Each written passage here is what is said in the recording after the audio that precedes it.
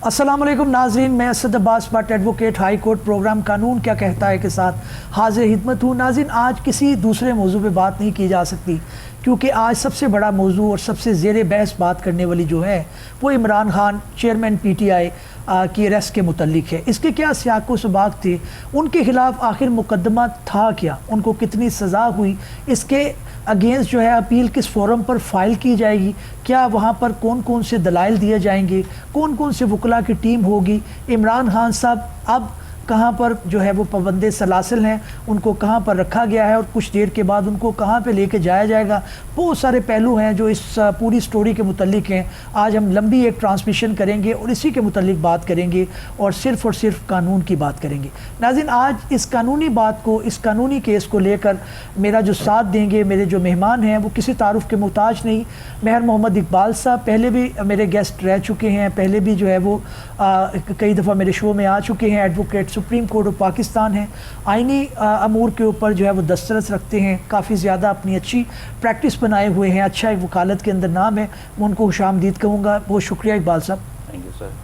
और साथ ही साथ मेरे साथ मौजूद हैं कंपैरेटिवली यंग लॉयर लेकिन काफ़ी ज़्यादा पोस्ट पर जो है वो तैनात रह चुके हैं काशिफ बशीर साहब, एडवोकेट हाई कोर्ट हैं। उनसे भी इस्तिफ़ादा हासिल करेंगे और पूछेंगे कि वो सारे मामलात को किस तरह से देखते हैं, क्या आइनी और कानूनी तकाज़े पूरे किए गए हैं। काशिफ बशीर साहब, प्रोग्राम में खुशामदीद कहूँगा आपको। और नाज़रीन, इसके साथ जो है वो मेरा साथ देंगे मोहम्मद अली भट्ट साहब, एडवोकेट हाई कोर्ट हैं, कई बार मेरे प्रोग्राम का हिस्सा रह चुके हैं और मामलात के ऊपर काफ़ी ज़्यादा गहरी नज़र रखते हैं और बारीक बीनी से देखते हैं। Even though is a comparatively young lawyer, उनसे बात करेंगे। और साथ ही साथ मुझे जो ज्वाइन करेंगे वो दिल नवाज शीमा साहब हैं, वो भी परमानेंटली मेरे जो है वो पैनल का हिस्सा रहते हैं और बात करते रहते हैं मुख्तलिफ आइनी अमूर के ऊपर और बताते रहते हैं कि आखिर कानून है क्या और कानून कहता क्या है। तो मैं बात का आगाज़ करूँगा मेहर मोहम्मद इकबाल साहब से, being the senior most in the panel. Iqbal साहब, जो है वो तनकीद का निशाना बनाया जा रहा है, केस था उसके अंदर जो है वो ये इस्तेहकाक है गवर्नमेंट का, इलेक्शन कमीशन ऑफ पाकिस्तान का, कि वो मामले को आगे चलाएं और आपने जो है वो 30 सफ़ात के ऊपर मुकदमा भी देखा। आखिर इतनी तनकीद है क्यों, क्या समझते हैं? सर देखें, लीडर्स पे केसेस होते भी रहते हैं, लीडर्स या पॉलिटिशियंस केसेस को फेस भी करते हैं, लेकिन जहाँ पे पॉलिटिकल विक्टिमाइजेशन के लिए केसेस बनाए जाते हैं, ये उसकी एक ज़िंदा मिसाल है। ये बुनियादी तौर पे जो इस केस का क्रक्स मैं आपको बता देता हूँ। ये 2019-20 और 20-21 के जो गोशवारे जमा करवाने होते हैं हर पॉलिटिशियंस ने, जो भी इलेक्टेड रिप्रेजेंटेटिव है इलेक्शन कमीशन ऑफ पाकिस्तान में हर साल, उस पे उनका कहना, इलेक्शन कमीशन ऑफ पाकिस्तान का ये कहना था कि उन्होंने जो घड़ी तोशा खाना से जो गिफ्ट मिला उनको बाहर से, और उसके वो उन्होंने कुछ अमाउंट दे के खुद वो गिफ्ट अपने पास रख लिया, उसकी certain percentage of the amount. तो उस पे वो अमाउंट उन्होंने अपने गोशवारों में जो उन्होंने सबमिट किए इलेक्शन कमीशन ऑफ पाकिस्तान में, वो वहाँ पे रिफ्लेक्ट नहीं होती। तो एक्चुअली जबकि दूसरी तरफ देखा जाए तो जो चेयरमैन PTI का कहना है वो ये कहते हैं, और जो रिकॉर्ड का हिस्सा भी है वो ये है कि ये तमाम के तमाम जो अमाउंट उन्होंने जो पेमेंट्स उनको उधर से मिली उस गिफ्ट को सेल करने के बाद, तो वो उन्होंने अपने जो टैक्स गोशवारे हैं उनमें उसको मेंशन भी किया, और वो उसी तरह ही वो उसकी रसीदें भी वहाँ पे पेश की हुई हैं और वो अमाउंट वहाँ पे रिफ्लेक्ट भी होती है। लेकिन उनका कहना ये है इलेक्शन कमीशन ऑफ पाकिस्तान का कि ये आपने इस कॉलम की बजाय इस कॉलम में लिखे हुए हैं। ये एक्चुअली केस था। अच्छा, ये जो कंप्लेंट फाइल की गई इंफॉर्मेशन जो है वो आपने सिर्फ गलत खाने के अंदर दर्ज कर दी है। जी, बज़ाहिर इस वजह से आप बज़ाहिर जो मैं सरसरी सा इस केस को पढ़ सका हूँ, जो जजमेंट आई है उससे ये गैदर होता है। जी बिल्कुल ठीक। मैं आगे सिर्फ एक चीज़ मैं और अर्ज करता हूँ, लेकिन जो चीज़ देखें, केसेस बनते भी रहते हैं, झूठे भी होते हैं, सच्चे भी होते हैं, वो that is not an issue. लेकिन जिस तरीके से ये केस चलाया गया हुमायूं दिलावर साहब ने की कोर्ट में, असल इशू वो है। जब भी कभी ये हमारी रोज़मर्रा की प्रैक्टिस है, आप भी जानते हैं, मैं भी जानता हूँ, जब भी कभी किसी जज साहब पे कोई एतराज़ कर दे कि आप बायस्ड हैं, तो वो या तो रेफरेंस बना के डिस्ट्रिक्ट जज साहब को भेज देता है, या वो खुद ही या खुद माजरत कर लेता है कि due to some personal reasons मैं इस वजह से ये नहीं सुनना चाहता। लेकिन इस केस में पर्टिकुलरली जज साहब का इंटरेस्ट इस तरह से वाजे है और उनका बायस इस तरह से वाजे है कि वो इसको डे टू डे चलाते थे। पीटीआई की तरफ से या चेयरमैन पीटीआई की तरफ से जब भी कोई एप्लीकेशन फाइल की जाती, इमीडिएटली उसको डिसमिस कर दिया जाता था। उनका सबसे पहला एतराज़ ये था कि आपकी जुरिस्डिक्शन ही नहीं है इस केस को सुनने की। उस पे फैसला जो पहले किया, गालबन मई में उन्होंने ये फैसला किया, वो उन्होंने हाई कोर्ट में चैलेंज किया, वो सेटिसाइड हो गया। उन्होंने कहा दोबारा फैसला करें। दोबारा फिर उन्होंने बगैर सुने, 7 दिन का टाइम था, उन्होंने तीसरे दिन फैसला करके दोबारा वही फैसला कि ये मेंटेनेबल है, और उसमें उसकी ग्राउंड्स अगर उस फैसले को पढ़ें तो वो लगता है कि ये जैसे वन साइडेड फैसला है, और उसमें ख्वाजा हारिस साहब के आर्गुमेंट सुने भी नहीं गए। और उन्होंने सिर्फ 1 दिन की मोहलत मांगी थी कि आज मैं मेरे ख्याल में उनकी रीज़न ये थी कि शायद वो बीमार थे या किसी वजह से अवेलेबल नहीं थे, कुछ इस तरह की उनकी रीज़न थी, और एप्लीकेशन उन्होंने दी, लेकिन वो 1 दिन की मोहलत उनको नहीं दी गई। मैं एक बात वो फैसला भी उन्होंने रिमांड कर दिया, सेट असाइड करके, और कहा कि इनको दोबारा सुन के फैसला करें। ये तमाम पहलुओं को ये का अहाता नहीं करता ये। बिल्कुल। अच्छा, इसके मैं इकबाल साहब आपके पास दोबारा आता हूँ, इसको यहीं से आगाज करते हैं। हमें ज्वाइन किया है दिल चीमा साहब ने, एडवोकेट हाई कोर्ट है, मेरे पैनल का परमानेंट हिस्सा रहते हैं, माशाल्लाह कानून के ऊपर और आइन के ऊपर जो है वो गहरी एक नज़र रखते हैं, उनकी मौजूदगी का फ़ायदा भी उठाते हैं, उनको भी गुफ्तगू में शामिल करते हैं। दिलनवाज चीमा साहब, बहुत खुशामदीद प्रोग्राम में। आप बताइएगा कि ओवरऑल फैसले को किस तरह देखते हैं। हमने कल भी इसके ऊपर प्रोग्राम किया था, हमें लगा कि ऑनरेबल इस्लामाबाद हाई कोर्ट ने मामले को रिमांड किया है, मामला कोई थम गया है और चेयरमैन पीटीआई को कुछ ना कुछ रिलीफ मिल गया है, अब उनको कुछ दिन मिलेंगे, लेकिन कुछ घंटे गुजरने के बाद मामला बिल्कुल उलट हो गया। क्या कहेंगे?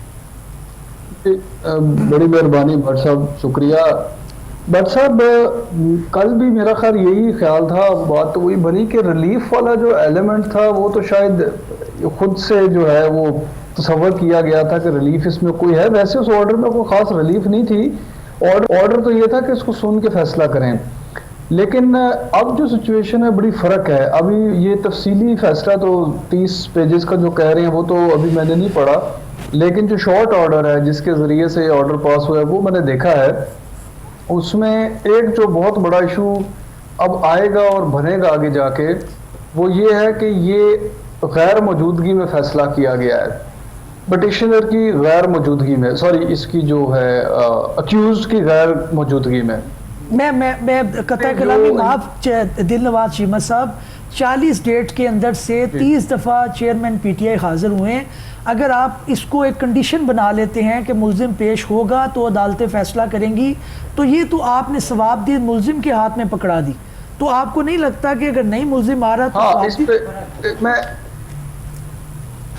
जी सॉरी अब काट रहा हूँ। हाँ देखिए भट्ट साहब, बात ये है कि एक तो उनका जाती आना ज़रूरी था भी नहीं, कम से कम उनके वकला का वहाँ पे होना ज़रूरी था, तो उनके तो वकला भी पेश नहीं आए।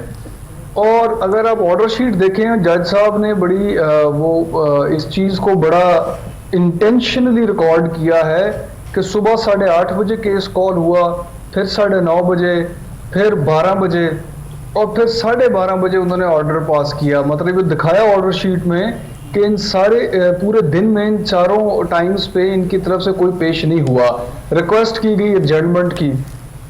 अब बात क्या है भट्ट साहब, बुनियादी तौर पे तो आप ये कह सकते हैं कि कोर्ट का इख्तियार है कि वो एडजर्नमेंट ना दे अगर कोई पार्टी एडजर्नमेंट सीख कर या ना करे। लेकिन इस केस में, और इसको जरा तफसील में बाद में भी डिस्कस करेंगे, इस केस की नोयत फ़र्क इस वजह से है कि इसमें हाई कोर्ट की एक स्पेसिफिक डायरेक्शन है कि आप इनको सुन के इन इश्यूज पे जो हाई कोर्ट ने फ्रेम किए थे उनको सामने रख के उसके ऊपर फैसला करें। तो अब इस सूरत में एक बड़ी अजीबोगरीब पोजीशन पैदा हो जाएगी कि कोर्ट ने उस, क्या देखें यहाँ पे जो अक्यूज साइड है वो यही आर्ग्यू करेगी जब अपील में जाएंगे कि ये हाई कोर्ट के ऑर्डर की वायलेशन हो गई है। क्योंकि हाई कोर्ट ने पाबंद किया था कि इनको सुना जाएगा और इन सारे इश्यूज पे आर्गुमेंट होंगी तो फिर फैसला आएगा। वो हुआ नहीं। गो के जज साहब की पोजीशन ये होगी कि जब वो आना ही नहीं चाहते तो मैं क्या कर सकता हूँ, मैं फैसला सुनाने पे मजबूर हूँ। तो ये चीज इसके अंदर रहेगी और ये एलिमेंट जो है ये अपील में जो है ये अक्यूज साइड को फायदा देगा।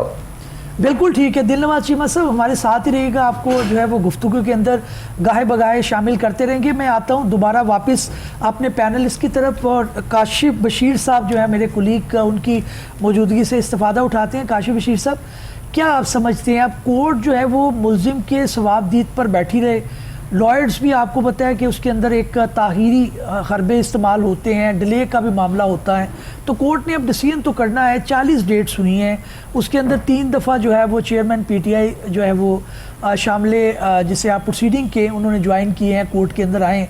तो क्या आप समझते हैं कि इसके अंदर कोई कानूनी तकाजा रह गया था? जी, बिस्मिल्लाहिर्रहमानिर्रहीम। सबसे पहले जो एक बुनियादी नुक्ता है जिसे हम, मेरा ख्याल है, अपनी डिस्कशन में अभी तक शामिल नहीं कर पाए, वो ये है कि ये क्रिमिनल ट्रायल था एक, और क्रिमिनल ट्रायल जो होता है उसमें जब फ़ैसला सुनाया जाता है तो मुल्ज़म की मौजूदगी एसेंशियल होती है उसमें।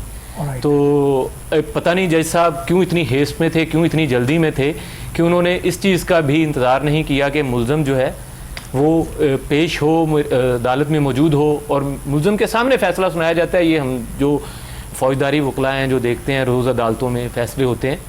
दूसरी बात, मुल्ज़म तो छोड़ देना जी, उन्होंने तो मुल्ज़म के वकला को सुनना तक गवारा नहीं किया। पता नहीं वो बेगम को कह के आए हुए थे कि आप मेरे लिए जो है ना वो लंच तैयार करें और मैं अभी ये फैसला दे के ना सुना के तो मैं आ रहा हूँ और मैं लंच आपके साथ करता हूँ। लेकिन उनके ऑर्डर से नहीं लग रहा कायद साहब, उन्होंने 4 दफ़ा लिखा है कि मैं इस टाइम पे, फिर इस टाइम पे, फिर इस वक्त पे, तो वो ऑर्डर शीट कुछ 12 बजे तक तो वो फरमा रहे हैं कि मैं इंतज़ार कर रहा हूँ जी, 12:30 बजे मैं फैसला अनाउंस करूंगा। वो कौन से 30 सफ़हात हैं जो लिखने के लिए आपके लिए 30 मिनट आपके लिए काफ़ी हैं?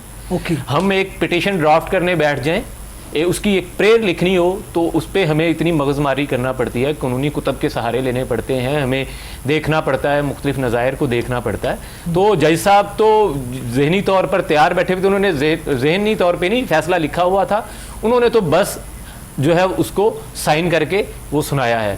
तो जिस तरह मैं तो इस फैसले को, इस जजमेंट को पढ़ने के बाद, यानी कि आप बताएं कि एक तो सर पीटने को भी दिल करता है कि हमारे जो अदालती निज़ाम है उसका ये हाल है। दूसरा, ये एक इंतहाई मज़ाक़ खेज़ फैसला है। ये जब अपील में जाएगा तो मेरा नहीं ख्याल कि ये जो मुल्ज़म के वकला हैं ये रोस्ट्रम पर जाएंगे, ये अदालत को जाके इसमें जो बुनियादी 2-3 जो है नक्स हैं वो बताएंगे अदालत को, तो अदालत उसी वक्त उनको टेकअप करेगी और ये फैसला सस्टेन करने वाला नहीं। लेकिन बात इससे ज़रा थोड़ी सी आगे की है, वो मैं आप दूसरे पैनलिस्ट से जब गुफ्तगू करेंगे तो मैं अपनी नेक्स्ट टर्न पे आपकी गुफ्तगू करूंगा। मैं वापस आपकी तरफ आऊँगा। मोहम्मद अली साहब को भी गुफ्तगू में शामिल कर दें। मोहम्मद अली साहब, क्या लीगल रेमेडी अवेलेबल है अब चेयरमैन पी के पास? क्या वो इसके अंदर कोई अपील फाइल कर सकते हैं, कोई ऑर्डर सस्पेंड हो सकता है? क्या कानून क्या कहता है इस बारे में? जी, उनके पास रेमेडी तो है कि वो हाई कोर्ट इसके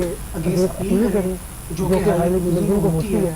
तो जो ये इनके खिलाफ ऑर्डर हुआ है इसको भी सस्पेंड किया जा सकता है, जो 3 साल का है इनके खिलाफ। तो दूसरा ये है कि जो इनके खिलाफ 5 साल का जो इनको नाअहल किया गया है उसके खिलाफ भी स्टे मिल सकता है, या इनके ये भी सस्पेंड हो सकता है। जी हो सकता है। इसके अंदर क्या आप समझते हैं कि कोई रिलीफ के चांसेस उनके पास हैं? क्योंकि अभी कुछ चीज़ें ऑनरेबल हाई कोर्ट के सामने भी पड़ी हैं, आपको पता है फिरिस गवाहान जो है वो भी अभी ज़ेर समाअत है, उसके अंदर नोटिस होंगे, तो फिर यह क्या इकट्ठी हो जाएंगी? ये क्या समझते हैं आप?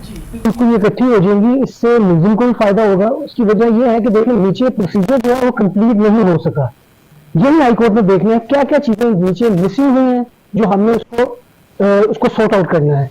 तो इसमें उनको फायदा तो होगा चेयरमैन पीटीआई को, और दूसरा ये कि मुझे लगता है कि उनको रिलीफ मिल जाएगा और उनको इस चीज़ से फायदा पहुंचेगा। क्या बुनियादी आप क्या समझते हैं, क्या इसके अंदर, क्योंकि सुना ही नहीं गया जी, इसमें काफी नुकूलात छोड़ गए हैं। देखिए जैसे उन्होंने गवाहान को नहीं बुलाया, फैसला करने में जल्दी की, और जबकि उन जज साहब के खिलाफ या उनके बारे में ये कहा जा रहा था कि वो बाइस्ड हैं, इस चीज को मद्देनजर नहीं रखा गया।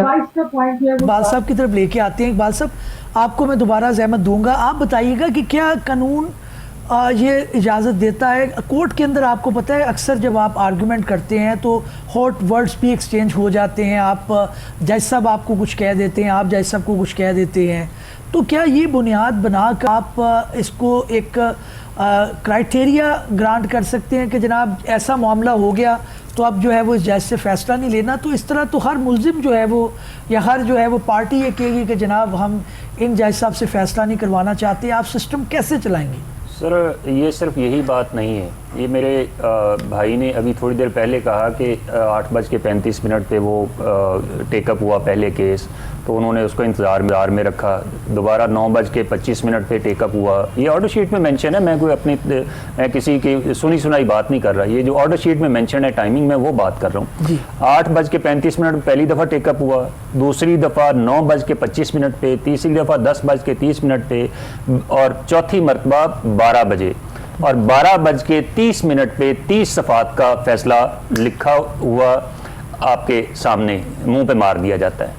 मैं इसको मुंह पे मारना ही कहूंगा, उसकी वजह ये है कि ये ऐसे लगता है कि वो पहले लिख कर बैठे हुए थे। और मैं सिर्फ एक आपसे बात जानना चाह रहा हूँ, क्योंकि ऑडियंस को हमने ये भी बताने बाज़ का जज साहिबान जो है वो फैक्ट्स पहले लिख लेते हैं, तो इसमें क्या बुराई है कि अगर आधा घंटा में उन्होंने अपनी जो ऑपरेटिंग पैरा है वो लिख लिया हो? सर इस वजह से कोई गलत हो सकता है सिर्फ फैसला? सर एक और भी बात सुन लेना कि 12 आज क्या दिन था, सैटरडे था ना, सैटरडे को कोर्ट टाइमिंग क्या है, 3:30 बजे तक है ना, 3:30 बजे तक वो बाउंड थे कि चेयरमैन पीटीआई के वकला साहिबान का इंतजार करते कि वो आर्ग्यू करते हैं या नहीं करते, फिर वो 3:30 बजे ये फैसला सुना सकते थे कि जी मैं उनकी गैर मौजूदगी में ये फैसला कर रहा हूँ, नंबर 1।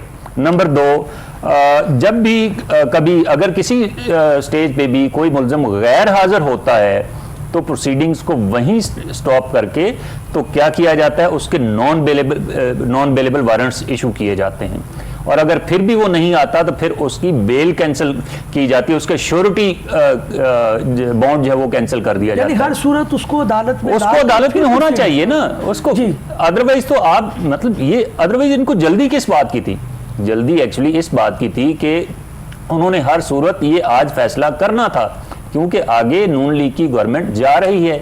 और अब जो सुन रहे हैं वो मैंने ज़फ़र हिलाली साहब का एक प्रोग्राम में सुना कि उसकी बीवी ने आके कह दिया है कि उसको इंस्ट्रक्शंस मिली हैं या वो उसने हर सूरत नाअहल करना है और इमरान खान को उन्होंने जेल में डालना है और वहाँ पे जो कुछ करना है वो that is a separate thing. तो ये वो चीज़ें हैं जो कि जैसे कहते हैं ना, action speaks volume then words, तो ये एक्चुअली एक्शंस ऑफ द जज साहब is speaking volume then their words. तो टाइमिंग्स आप देख लें, और दूसरा इसके अलावा आज दो फैसले उनके इसी ग्राउंड पे मेंटेनेबिलिटी पे जो उन्होंने फैसले किए वो ऑलरेडी सेटिस्फाइड हो चुके हैं, और हाई कोर्ट ने अभी कल कहा है कि इनको सुन के दोबारा फैसला करें, क्योंकि ये तमाम चीज़ों का इहाता नहीं कर रही है आपका ऑर्डर।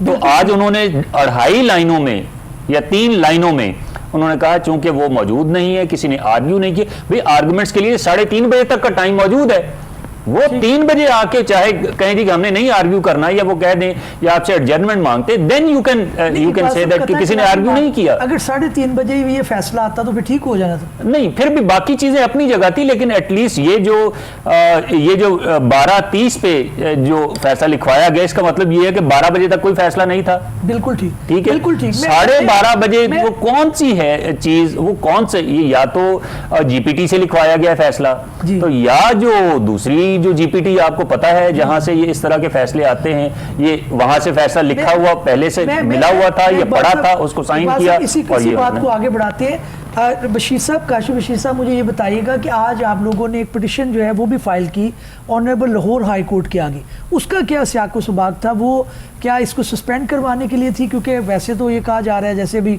मोहम्मद साहब भी फरमा रहे थे कि ये आप हाई कोर्ट में इस्लामाबाद के अंदर फाइल करेंगे अपील, तो ये क्या पिटिशन थी, ये जरा बताइए। ये बेसिकली जो चेयरमैन पीटीआई हैं, इनको यहाँ से एब्डक्ट किया गया है, तो हमने तो उसके ये किस ग्राउंड ये मैं आपको एक्सप्लेन करके बताता हूँ।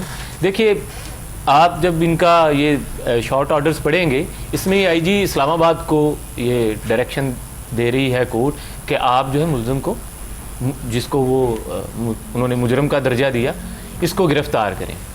अब जो कोर्ट ऑर्डर्स हैं उनका एक प्रोसीजर होता है, उन्होंने उस प्रोसीजर के तहत आगे चलना होता है। ये आईजी इस्लामाबाद जो है वो ये नहीं मतलब उनका कि वो उठेंगे वहाँ से और आके यहाँ से आके एक जो बंदा वांटेड है उसको पकड़ लेंगे। उसका प्रोसीजर है, उन्होंने जो आपका प्रोविंशियल होम डिपार्टमेंट है उसको उन्होंने लिखना था कि ये फ़लाँ बंदा हमें मतलूब है, इस तक हमें रसाई दी जाए।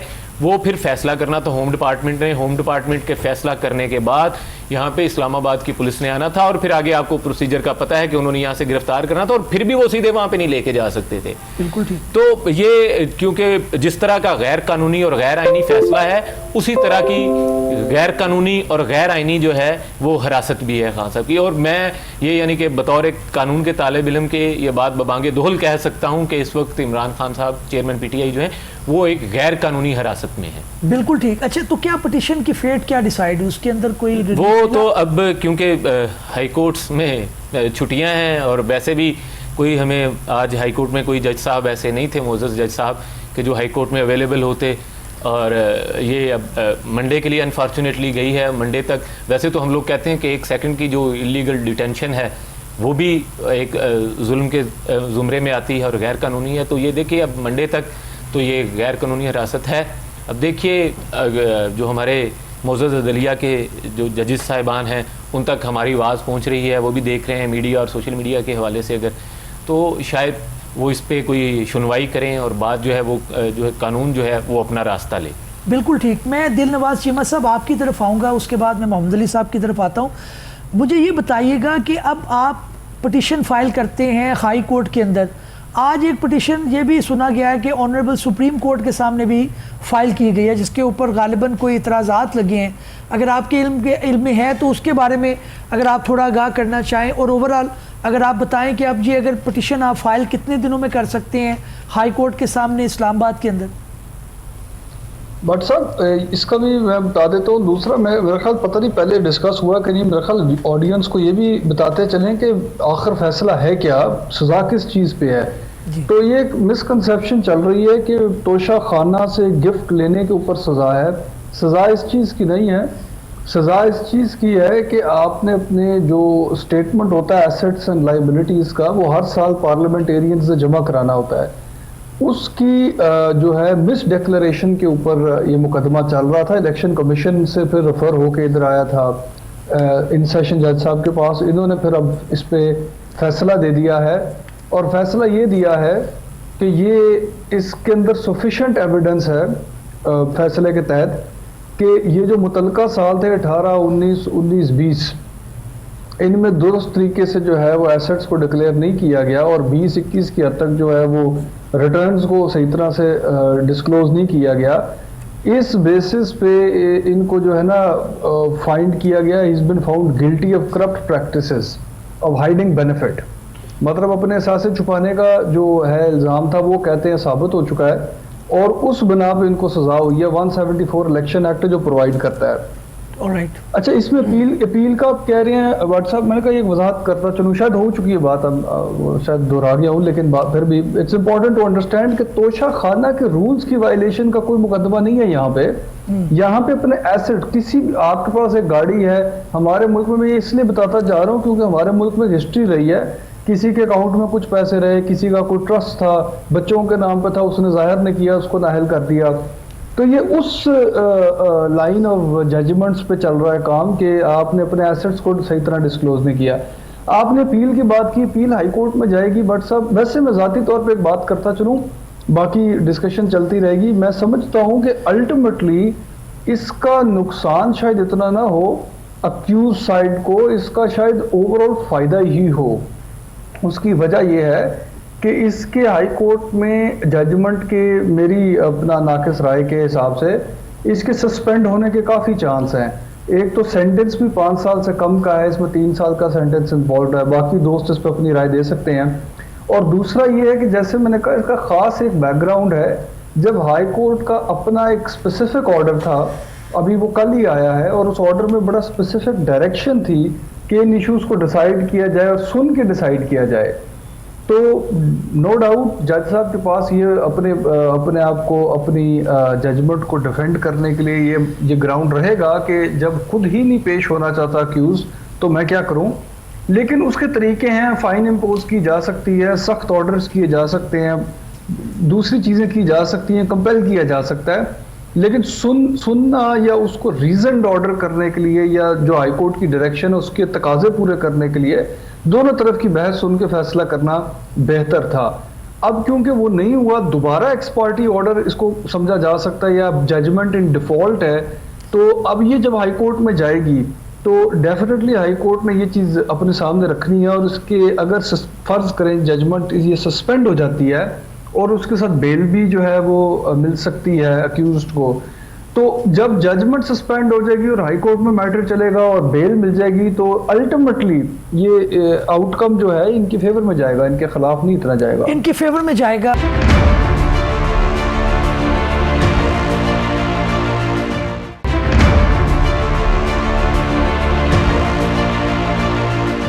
मैं आपकी तरफ दोबारा आऊँगा। मोहम्मद साहब, आपको मैं शामिल करना चाहूँगा अगेन।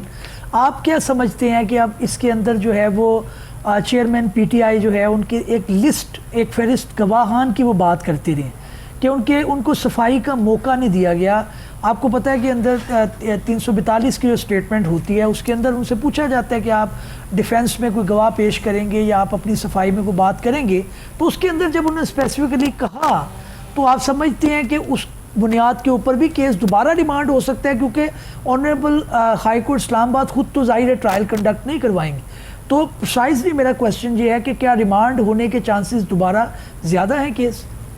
की बात बिल्कुल ठीक है। 342 के तहत जो उन्होंने अपने गवाहान पेश करने थे उनको तो वो गवाहान जो पेश किए नहीं जा सके। देखिए, मेरा कहने का मकसद सिर्फ ये है कि जब एक ट्रायल चलता है तो उसमें गवाहान को पेश करना बहुत ज़रूरी है। ज़रूरी इसलिए है कि जब तक वो पेश नहीं होंगे, बयान रिकॉर्ड नहीं होगा, तब तक एक जज फैसला कैसे कर सकता है कि ये मुल्जिम जो है वो मुजरिम कब हुआ या मुल्जिम ही है।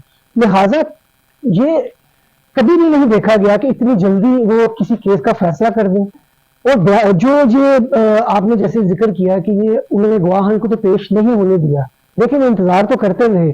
और जो पीटीआई के जो वकील थे उन्होंने भी कोशिश की कि हम ये गवाहान को पेश करें ताकि मजीद कार्रवाई आगे चले और इससे अपना मुल्जिम को इस्तेफादा हासिल हो। दोबारा तो इकबाल साहब, पिटिशन जो है वो गवाहान की हद तक अभी भी ज़ेर समात है ऑनरेबल इस्लामाबाद हाई कोर्ट के अंदर। उसके अंदर आप समझते हैं कि क्या एक ही ग्राउंड काफ़ी है? क्योंकि देखिए, सफाई का जब कह रहे 342 के अंदर, आपको पता है क्रिमिनल के अंदर जो मुल्जिम है उसके पास इस 342 के अलावा कोई वेपन नहीं है, उसके अंदर ही उसने बताना है, उसी से सवालों जवाब होने हैं। वो कुछ पूछे भी गए, उसके अंदर स्पेसिफिकली जब ये कहा जाता है कि जनाब मैं अपने गवाहान पेश करूँगा, या ये वो लोग हैं जिनको बतौर कोर्ट विटनेस तलब कर लिया जाए क्योंकि मौके के गवाह हैं। अगर एक ट्रांजैक्शन के अंदर जब मेरा किसी से अच्छा ताल्लुक था उसे मैं बतौर गवाह पेश कर सकता हूँ। अभी मेरे उनके साथ वो मरासिम नहीं है, वो गवाह के तौर पे नहीं आते, but they were the witness to the certain facts. तो वो कोर्ट को मैंने जब एप्लीकेशन दी तो आप समझते हैं कि उसके अंदर कानूनी एक बड़ा तकाजा पूरा नहीं हुआ?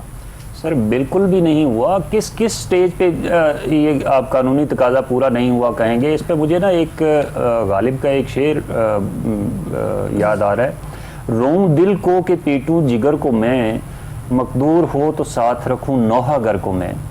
तो ये तो पूरा केस, पूरा ट्रायल इस शेर की चलती फिरती जागती तस्वीर है हर स्टेज पे। आप देखेंगे कि चेयरमैन पीटीआई को मौका, उनकी पूरी कोशिश थी कि हर जगह पे उनको जो है नॉकआउट करने की कोशिश की जाए ताकि वो अपना स्टांस पुट ना कर सकें।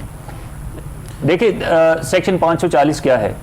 सेक्शन 540 के तहत वो खुद भी तलब कर सकते थे। देखिए वो नहीं पेश कर रहे थे ना, और उन्होंने अपनी 342 की स्टेटमेंट में उन्होंने एक आर्मी ऑफिशियल का भी जो उनके मिलिट्री सेक्रेटरी थे उनके थ्रू उन्होंने कहा कि मैंने ये सेल आउट किए हैं।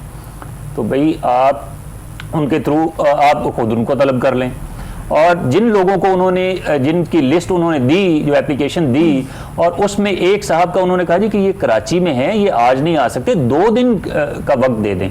या कल का वक्त दे दें, लेकिन इकबाल साहब, लेकिन उसकी एक- भी एक- इजाजत नहीं दी एक- गई एक- और एक- पहले टाइम दिया कि आप जी। 12:30 बजे तक एक- 12 बजे तक पेश करें और फिर उसके बाद उनकी एप्लीकेशन ही उड़ा के रख दी कि जी ये तो इनकी रेलेवेंसी नहीं है। बिल्कुल। तो कैसे रेलेवेंसी नहीं है? एक चीज मुझे, मैं ज़िमनी एक क्वेश्चन आपसे पूछना चाहूंगा कि क्या जो है वो चेयरमैन पीटीआई के पास इंक्वायरी स्टेज के ऊपर या नीचे जो मामला थे वहाँ पर ये गुंजाइश मौजूद नहीं थी कि वो अपनी को स्टेटमेंट में करवाते, क्योंकि उन्होंने ऑल ऑफ सडन कोर्ट के अंदर ये प्ली ली, तो आप समझती हैं कि आफ्टर थॉट होने की वजह से भी ये शायद अनएक्सेप्टेबल नहीं थी to court? Sir, it's not a civil matter जहाँ पे आपने हर एक चीज़ पहली डेट पे या पहले अपना सूट फाइल करते हुए या रिटन स्टेटमेंट फाइल करते हुए आपने रिकॉर्ड पे लेके आनी है। ये आप विटनेसेस किसी भी स्टेज पे आप जब 342 की स्टेज पे कहीं ममानियत नहीं है कि आप ये उनको एज अ विटनेस पेश नहीं कर सकते, और ये उनका राइट था कि वो ये कोर्ट उनको बताएगी कि आप ये विटनेस लेके आए या प्रोसिक्यूशन बताएगी कि आपने ये विटनेसेस लेके आने हैं, ये नहीं लेके आने। ये मुल्ज़म का राइट है और इस राइट से डिनाई नहीं किया जा सकता उसको। अब आपका एक सवाल ये था कि क्या ये पहली पेशी पे जो उनकी क्रिमिनल रिवीजन पेंडिंग है हाई कोर्ट में, क्या वो इसी ग्राउंड पे केस रिमांड नहीं हो जाएगा? सर, इसके दो एस्पेक्ट हैं। मसलन जब कोई किसी केस का हतमी फैसला हो जाता है तो उसके इंटरम ऑर्डर्स को समझा जाता है कि ये ख़त्म हो गए, तो जो इंटरम ऑर्डर्स के अगेंस्ट जितनी भी लिटिगेशन है वो ख़त्म हो गई। अब ये एक्चुअली मेन अपील, अगर इसमें अपील फाइल की जाएगी, होपफुली वो डेफिनेटली करेंगे, जो मंडे को मेरे ख्याल में होगी, और मेरे ख्याल में उनको यहाँ अभी तक किसी मैजिस्ट्रेट वगैरह के पास पेश करने की वजह भी यही है ताकि वो वहाँ पे उनके वकला साहिबान या कोई वकालतनामा साइन ना करवा सके उनसे। ओके, ठीक है, और इस वजह वकालतनामा साइन नहीं होगा तो अपील फाइल नहीं होगी, अपील फाइल नहीं होगी तो ये इस पे वो, और क्योंकि तमाम इंटरम ऑर्डर्स मर्ज कर जाते हैं मेन ऑर्डर में, इसलिए अब जो भी कार्रवाई होनी है, मेरी जो थोड़ी बहुत कानूनी फहम है उसके मुताबिक ये जो अपील फाइल की जाएगी उसमें होगी। बिल्कुल ठीक। बशीर साहब, काशिफ बशीर साहब, आपकी तरफ आऊँगा। क्या आप समझ रहे हैं आप कि इसके अंदर जो है वो, जैसे इकबाल साहब कह रहे हैं कि टेक्निकल जो है वो नोक डाउन करने की कोशिश की जा रही है, चेयरमैन पीटीआई को जो कि है वो बिहाइंड द बार रखने के लिए उनको मज़ीद दिन जो है वो ज़ाहिर है साइन में लगेंगे, पिटीशन फाइल नहीं हो पाएगी, उसके ऊपर ऑब्जेक्शंस आएंगी, तो इससे क्या जो है वो हुकूमत वक्त क्या हासिल करेगी? इवेंचुअली इसके ऊपर केस के मेरिट के ऊपर कोई फ़र्क पड़ेगा? केस के मेरिट के हवाले से एक और बड़ी अहम बात जो इकबाल साहब ने भी जिसकी तरफ थोड़ा सा इशारा किया, वो बड़ा अहम नुक्ता है। मैं अगर आप इजाज़त दें तो उसको थोड़ा सा आपके जो नाजरीन हैं उन तक पहुंचा सकूं। जो 342 की स्टेटमेंट के हवाले से आप बात कर रहे थे ना, वो मुल्ज़म का आप भी मुत्तफ़िक हैं, इकबाल साहब भी मुत्तफ़िक हैं, मोहम्मद अली भट्ट साहब भी मुत्तफ़िक हैं, और जो हमारे चौथे दोस्त इस वक्त हमारे साथ मौजूद हैं वो भी मुत्तफ़िक हैं कि 342 में ये मुल्ज़म का हक है कि वो कोई भी ग्राउंड लेना चाहता है। ये सिविल मुकदमा तो है नहीं, ये तो फौजदारी है। अच्छा, इसमें जज साहब ये कैसे फैसला दे सकते हैं कि जो गवाह आपने अभी पेश करना है या पेश करना चाहते हैं उसकी गवाही इररेलेवेंट है टू द केस? अब फाइनेंशियल मैटर का जो जहां पे भी केस होगा, मुझे आप बता दें कि क्या किसी भी फाइनेंशियल ट्रांजैक्शन में अकाउंटेंट से बड़ा रेलिवेंट विटनेस कौन हो सकता है? अब वो जिन तहाइफ के बारे में बात की जा रही है कि जी इनको आपने बेचा है, अब मेरा अक्यूज जो है उसका ये ग्राउंड है कि मैंने फलां बंदे के जरिए ये तहाइफ जो है इनको फरोख्त किया है। जब तक आप उस गवाह को तलब नहीं करेंगे तो मेरा स्टांस कैसे साबित होगा? ये देखें, ये हर कदम पे जितनी देर ये केस अदालत में चला है, ये हमारे निज़ाम इंसाफ के लिए एक बहुत ही शर्मिंदगी की बात है कि हर कदम के ऊपर इंसाफ का कत्ल किया गया है। कोई ऐसा एक दिन जज साहब जैसे कोर्ट कंडक्ट करते थे, जैसे उनका वकला के साथ रवैया होता था, ऐसा रवैया तो हमने अदालतों में कभी नहीं देखा। कैसे ये है कि आप एक जो वकील है वो अदालत के अंदर ऑफिसर ऑफ द कोर्ट है। अब जज साहब ऑफिसर ऑफ द कोर्ट को ये कहें कि शटअप कहें, तो ये अब ये देखें ना, वो हर जगह से हर तरफ से उनका कंडक्ट, उनकी जजमेंट, हर तरफ से तस्सुब जो है वो एक छलक रहा है, छलक नहीं रहा, वाज़े नजर आ रहा है। तो मेरा नहीं ख्याल कि इस तरह के जो फैसले हैं वो कायम रह पाते हैं, लेकिन फैसला तो यकीनन कायम नहीं रह पाएगा, लेकिन ये तारीख का एक और स्याबाब रकम किया है आज इन जज साहब ने। जिस तरह हमारी जुडिशरी का जो 1947 से लेके आज तक आप देखें कई ऐसे फैसले हैं जिनके ऊपर आके जब जजेस बेंच से अलहदा होते हैं, वापस आते हैं, जब बार के अंदर आते हैं या पब्लिक फोरम्स पे आते हैं तो उन पे शर्मिंदगी का इजहार करते हैं। तो ये भी फैसला उन फैसलों में से एक फैसला होगा जिसके ऊपर जो है वो हमारी जुडिशरी जो है उसके लिए सुबकी होगी। बिल्कुल ठीक, काशिफ बशीर साहब ने भी अपने ख्यालात का इजहार किया। मैं वापस आता हूँ दिलनवाज चीमत साहब से। दिलनवाज चीमत साहब हमारे साथ मौजूद हैं? जी जी, मैं दिलनवाज चीमत साहब आपकी तरफ आऊँगा। अब आप आपने बाकी जो पैनलिस्ट हैं उनकी भी बात सुनी है, आपका अपना भी एक व्यू है। आप मुझे ये बताएं कि ये क्या सिर्फ इस बुनियाद के ऊपर है कि जी चेयरमैन पीटीआई एक पॉपुलर लीडर हैं, उनके ऊपर मुकदमा बनना ही नहीं चाहिए। आम एक शख्स जो है उसके साथ ये रोज़मर्रा की बुनियाद से बातें होती हैं, तो तब हम क्यों बढ़ चढ़ के बात नहीं करते? तो मुझे ये बताएं कि क्या फेमस लीडर होने की वजह से उनको कोई एक्स्ट्रा माइलेज, एक्स्ट्रा जो है वो एडवांटेज मिलना चाहिए? जी बट साहब वो एक और बात है, लेकिन एक चीज़ जो मैं शामिल करना चाह रहा हूँ ना डिस्कशन में, देखें मैंने अभी खुद थोड़ी देर पहले ये कहा था कि जजमेंट एंड डिफॉल्ट जो है वो नहीं होनी चाहिए, और सारी जो एस्पेक्ट्स हैं और जो पॉइंट्स रेज किए गए थे स्पेशली हाई कोर्ट के ऑर्डर में उन पर आर्ग्यूमेंट होनी चाहिए। लेकिन यहाँ पे एक बहुत इंपॉर्टेंट चीज़ और रेज करने की है। हमारे मुल्क में हम अक्सर डिस्कस करते हैं वकला जो हैं, वकला साहिबान, हम उसमें शामिल हैं, जिधर हमें लगता है कि केस हमारे ख़िलाफ़ है या जिधर हमें लगता है कि हमें सूट करता है डिले करना, तो हम मुकदमे को डिले भी करते हैं, ताख़ीर का इस्तेमाल करते हैं। ये एक टैक्टिक होता है, हम सब इससे वाकिफ़ हैं, कोई इसके डिनाई नहीं करेगा, ये हकीकत है।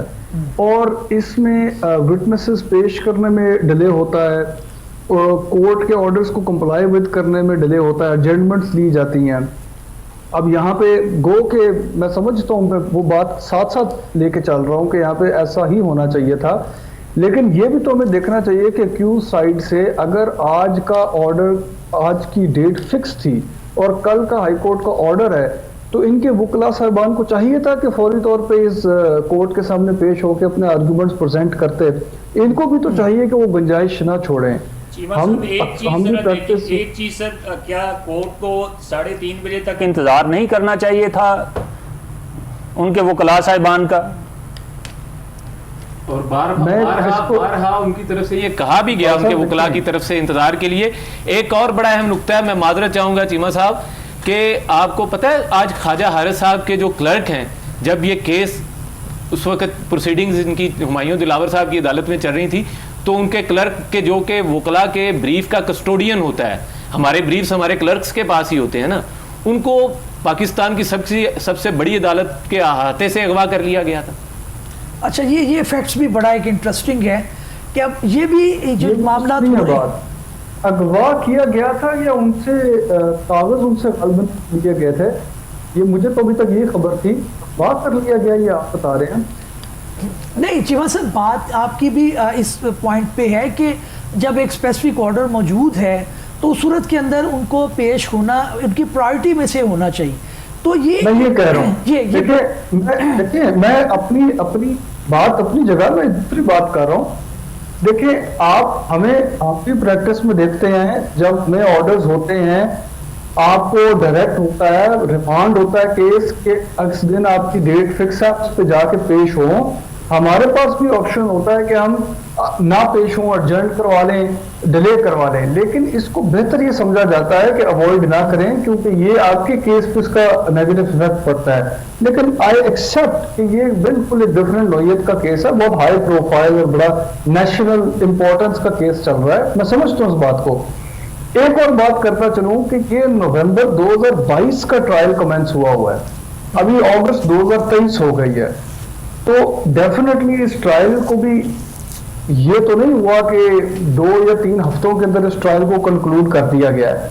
गो कि इसको पूरे जो है वो प्रोसीजर्स कंप्लीट होने चाहिए, लेकिन इसमें टाइम भी काफी गुजर गया, ये भी चीज हमें मद्देनजर रखनी चाहिए। लेकिन चिमन साहब मैं कतई कलामी आपको पता है क्रिमिनल ट्रायल की रिसेंट जजमेंट भी है जिसमें बार बार जो है तारीखें देने के बारे में कहा गया कि ये नहीं करना चाहिए लोअर कोर्ट्स को। बिल्कुल ठीक है, तो लेकिन ये आपने आप मौजूद है। चिमन साहब मैं कतई कलामी माफ, आपको पता है कि आम जो एक ट्रायल चलता है, क्रिमिनल ट्रायल कोई भी हो, मजिस्ट्रियल हो, वो चाहे ऊपर सेशन का ट्रायल हो, उसके अंदर नॉर्मल बात है कि 1 साल तो कोई अरसा ही नहीं है, और आप इतना जो है वो एक हाई प्रोफाइल अगर मामला चला रहे हैं, उसके अंदर उजलत तो हमें कहीं ना कहीं दिखाई दे रही है, जाहिर हो रही है, और उसके अंदर ये है कि कानूनी तकाजे भी पूरे नहीं किए जा रहे, उस बात से तो आप एग्री कर रहे हैं? नहीं बट साहब, कानूनी तकाजे दो एस्पेक्ट्स हैं ना इसके। देखिए कानूनी तकाजे इस हद तक तो ठीक आप कह रहे हैं कि जब आपको सुनना चाहिए दोनों साइड्स को फैसला करने से पहले, वो तो मैं कह चुका हूँ कि जब हाई कोर्ट का इस पे स्पेसिफिक ऑर्डर है तो वो सुनना चाहिए। लेकिन साथ ही साथ ये भी आप चीज देखें कि फर्ज करें फॉर एनी रीजन, वो ठीक बात है कि अक्यूज के काउंसिल कहीं और बिजी है या जो भी वजह है, तो फिर जज साहब जो हैं वो उसके दो ऑप्शन है ना उनके पास, वो या तो फिर एजेंट कर दें इसको मजीद, या वो उस पर ऑर्डर कर दें। तो वो समझते हैं कि मैं पहले बहुत ज्यादा मौके दे चुका हूँ, अब बिल्कुल इस पे तनकीद और इस पे जो क्रिटिसिज्म है वो होगी, और इसका फिर अपील में जो है कह चुका हूँ मैं कि अपील में इसके अंदर बहुत ग्राउंड मौजूद है। बिल्कुल ठीक, बिल्कुल मतलब एक चीज मैंने पहले भी अर्ज की थी कि 12:30 बजे फैसला कर देना क्या आपकी नजर में ये मुनासिब था? जबकि ये 3:30 बजे तक टाइम था, वो आ सकते थे, हो सकता है वो 1 बजे आ जाते आर्गुमेंट्स करने के लिए, उसे 1:30 बजे आ जाते, 2:30 बजे आ जाते। मैं बताता हूँ नहीं ना, देखें वो क्योंकि मैं उसमें नहीं जाना चाहता था, लेकिन मैं वो बात कर देता हूँ। देखें ये लिटिगेंट की मर्जी पे तो नहीं होती ना कोर्ट सर, ये देखें आज की डेट दी थी ना उनको आर्गुमेंट्स के लिए, तो आज किसी भी वक्त वो आके आर्ग्यू कर सकते थे, वो हाई कोर्ट में बिजी हो सकते हैं, सुप्रीम कोर्ट में। और आपको भी पता है कि आपको भी पता है कि अगर हाई कोर्ट में, सुप्रीम कोर्ट में केसेस हों तो प्रायोरिटी आपने सिविल कोर्ट या सेशन कोर्ट को नहीं देनी, आपने हायर कोर्ट को देनी है। आपने पहले वहां जाना है, उसके बाद आपने नीचे आना है। सही हो गया, वो जो रिक्वेस्ट है सर वो एक और अकाउंटेबिलिटी कोर्ट की है, गालबन सुप्रीम कोर्ट की मसरूफियत नहीं थी। दूसरा, उन्होंने जब ऑर्डर में लिखवाया है कि जब इन्होंने रिक्वेस्ट की है फॉर टाइम, ये नहीं बताया कि वो किस टाइम आएंगे या नहीं आएंगे। तो उनको कहना ये चाहिए था कि हम 1 बजे या 2 बजे आएंगे लाजमन, तो फिर हम पेश हो जाएंगे। धन्यवाद चीमा साहब, इससे आगे बढ़ते हैं, आप अपनी गुफ्तगू को आगे बढ़ाते हैं। अब इकबाल साहब आप मुझे ये बताएं कि कानूनी तौर पर अब होगा क्या? अब ये अपील एक फाइल होगी, उसके अंदर आप अपनी बात करेंगे, तो मेरा जो सवाल है जो ऑडियंस जानना चाहती है वो आप ये बताएं कि रिमांड के ज़्यादा चांसेस हैं या कोर्ट ऊपर से कोई फैसला कर सकती है? सर देखें, दोनों ऑप्शंस मौजूद होती हैं। अगर तो कोर्ट को लगे कि इसमें कोई ऐसा प्रोसीजर फॉलो नहीं किया गया, फॉर एग्जांपल जैसे विटनेसेस वाला मामला है, तो ऐसी सूरत में वो उसको रिमांड भी कर सकते हैं। लेकिन अगर वो इस नुक्ते पे पहुंचते हैं कि ये तो बिल्कुल बेसलेस और ये फ्रिवलस केस है, और वो प्रोसिक्यूशन की एविडेंस को मनोअन अगर तस्लीम भी कर लिया जाए, तो even then there is no chance of conviction, तो वो उसको वहां पे ख़त्म भी कर सकते हैं, वो उनको एक्विट भी कर सकते हैं।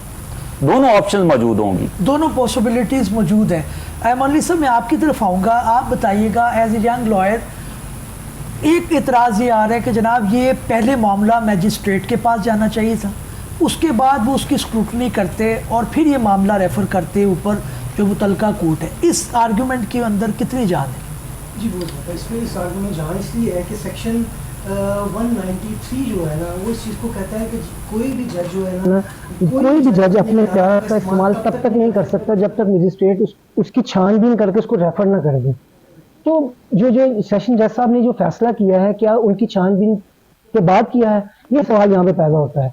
तो सेक्शन हमें बताता है कि जब तक वो छानबीन नहीं करते तब तक आप फैसला नहीं कर सकते। देखिए हम बाउंड हैं कानून के, हमने कानून के मुताबिक ही फैसला करना है और कानून के साथ ही चलना है। नहीं तो ये कल को मुलजिम को ये चीज़ फायदा देगी, जैसे कि मेरे सीनियर लॉयर ने भी बताया और समझाया हमें कि देखें ये हाई कोर्ट में जाके ये इमरान खान साहब को PTI जो चेयरमैन है उनको ये चीज़ फायदा देगी। तो मैं ये समझता हूँ कि जज साहब को इस चीज का ख्याल रखना चाहिए था, देखना चाहिए था, एक सेशन के ऊपर पूरा कवर करके फिर उनको ये फैसला करना चाहिए था। मुझे लगता है ये थोड़ा सा जल्दी कर रही मैं है। दोबारा आपकी तरफ आऊंगा। काशिफ भट्ट बशीर साहब साहब, मुझे जरा इजाजत देंगे, मैं एक चीज शामिल करना चाहता जी हूँ जी सिर्फ। Please please please. सिर्फ एक चीज भट्ट साहब देखें, एक और बात एस्पेक्ट इसको हम सामने रखें। हाई कोर्ट के ऑर्डर्स में दोनों को डायरेक्शन है, एक डायरेक्शन कोर्ट को है और एक डायरेक्शन पिटिशनर को भी थी ऑलराइट, जो यहाँ पे अक्यूज्ड हैं। और वो डायरेक्शन क्या है कि हाई कोर्ट ने अपने ऑर्डर में लिखा है कि ये मैटर रिमांड किया जा रहा है फ्रेश डिसीजन के लिए। साथ ये लिखा है कि इस अदालत को बताया गया है कि कल की तारीख में, यानी कि जो नेक्स्ट डेट ऑफ हियरिंग है, उस पे मैटर पेंडिंग है फाइनल आर्ग्यूमेंट्स के लिए। तो साथ ये ऑर्डर किया है कि पिटिशनर अपना इंश्योर करेंगे कि वो आप पॉजिटिवली उस पर पेश होकर आर्ग्यू करेंगे। ऑलराइट।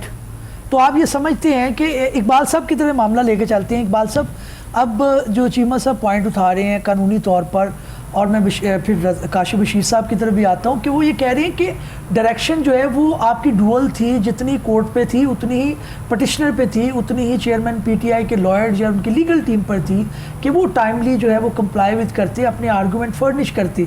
तो अब आपको ये सहूलत मुयसर नहीं रहेगी ऊपर कि आप ये बात करें कि जनाब हम 2:30 बजे आ रहे थे, 3 बजे आ रहे थे, या इस तरह इस वजह से नहीं आ सके। आपको प्रायोरिटी पर रखकर पहले कोर्ट में जाना चाहिए। सर वहाँ पे कहीं टाइम लिखा हुआ है कि आपने 8:30 बजे पेश होना है, 11 बजे, 12 बजे या 2 बजे? Sir next date of hearing आज की थी ना, नेक्स्ट डेट ऑफ हियरिंग आज की थी। आज की डेट ऑफ हियरिंग का मतलब ये है कि वो 8 बजे से लेके जब कोर्ट स्टार्ट होती है, मुझे नहीं पता वहाँ 8 बजे का टाइम है या 8:30 का है, तो जब भी कोर्ट टाइमिंग है उससे लेके एंड टाइम तक किसी भी वक्त वो आके अपने आर्गुमेंट्स कर सकते हैं। अच्छा चले, इस कहाँ पे लिखा है कि इसमें इस आर्गुमेंट को थोड़ा सा आप ये बताएं। आप देखिए आपका जो ट्रायल के अंदर कंडक्ट है, एक लगता है कि चेयरमैन पीटीआई या उनकी लीगल टीम का कि वो उनका इतराज़ अपनी जगह पे बिल्कुल हक में जानिब होगा कि उनको ट्रस्ट नहीं है, वो ट्रस्ट डेफिसिट है, उसके अंदर उनको इत्मीनान नहीं है कोर्ट के ऊपर, लेकिन वो इसको थोड़ा सा एक गैर दिलचस्पी से अटेंड कर रहे थे।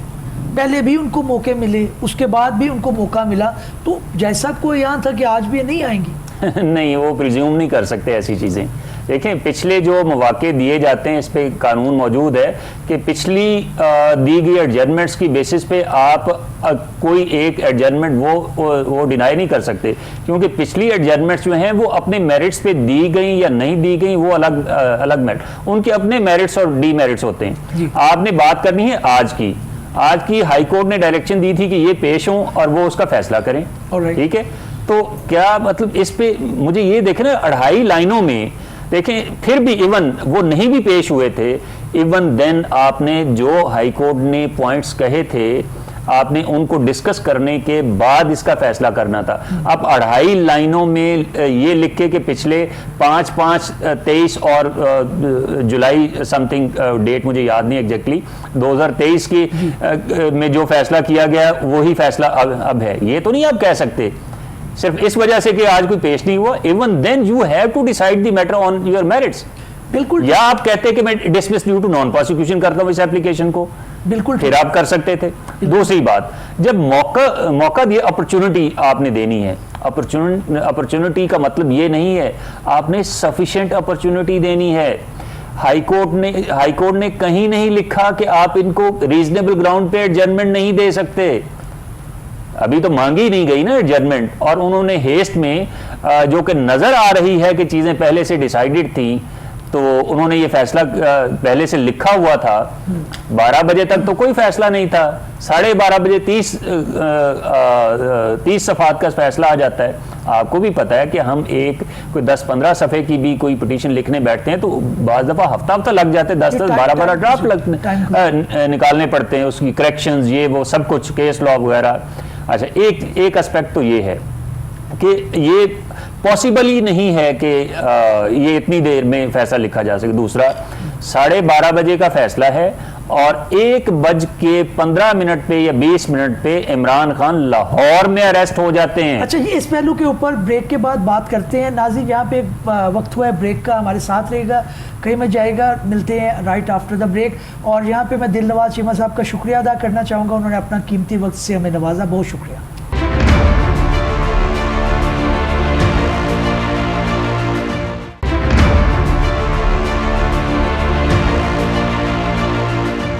वेलकम बैक नाजरीन। वक्फे के बाद आपको खुशामदीद करेंगे और बात का सिलसिला वहीं से जोड़ेंगे जहां से ख़त्म किया था। इकबाल साहब, आपकी तरफ आऊँगा। अब आपने कहा कि रेमेडी जो कानूनी तौर पे मौजूद है चेयरमैन पीटीआई के पास, वो ये है कि वो अपील फाइल करेंगे इन इस्लामाबाद हाई कोर्ट के अंदर। तो इसके अंदर कोर्ट फौरी तौर पे उनको बेल ग्रांट कर देगा, स्टे दे देगा। एक आम नाज़रीन के ये सवाल जो है वो ज़हन में है। हम तो ज़ाहिर है कानून से उस तरह से नबर्द आज़मा रहते हैं, हमें पता है। तो ऑडियंस के लिए थोड़ा बताइएगा कि क्या होगा, क्या चांसेस हैं इसके? देखें, अगर तो नॉर्मल प्रोसीजर की बात करें तो वो यही है कि अपील जब फाइल होती है तो उसके साथ एक सस्पेंशन ऑफ सेंटेंस की एप्लीकेशन लगाई जाती है एज एन इंटरम रिलीफ। ये क्या सस्पेंशन क्या होता है? कि इस ऑर्डर को सस्पेंड कर दिया जाता है, कि इस ऑर्डर को सस्पेंड किया जाए।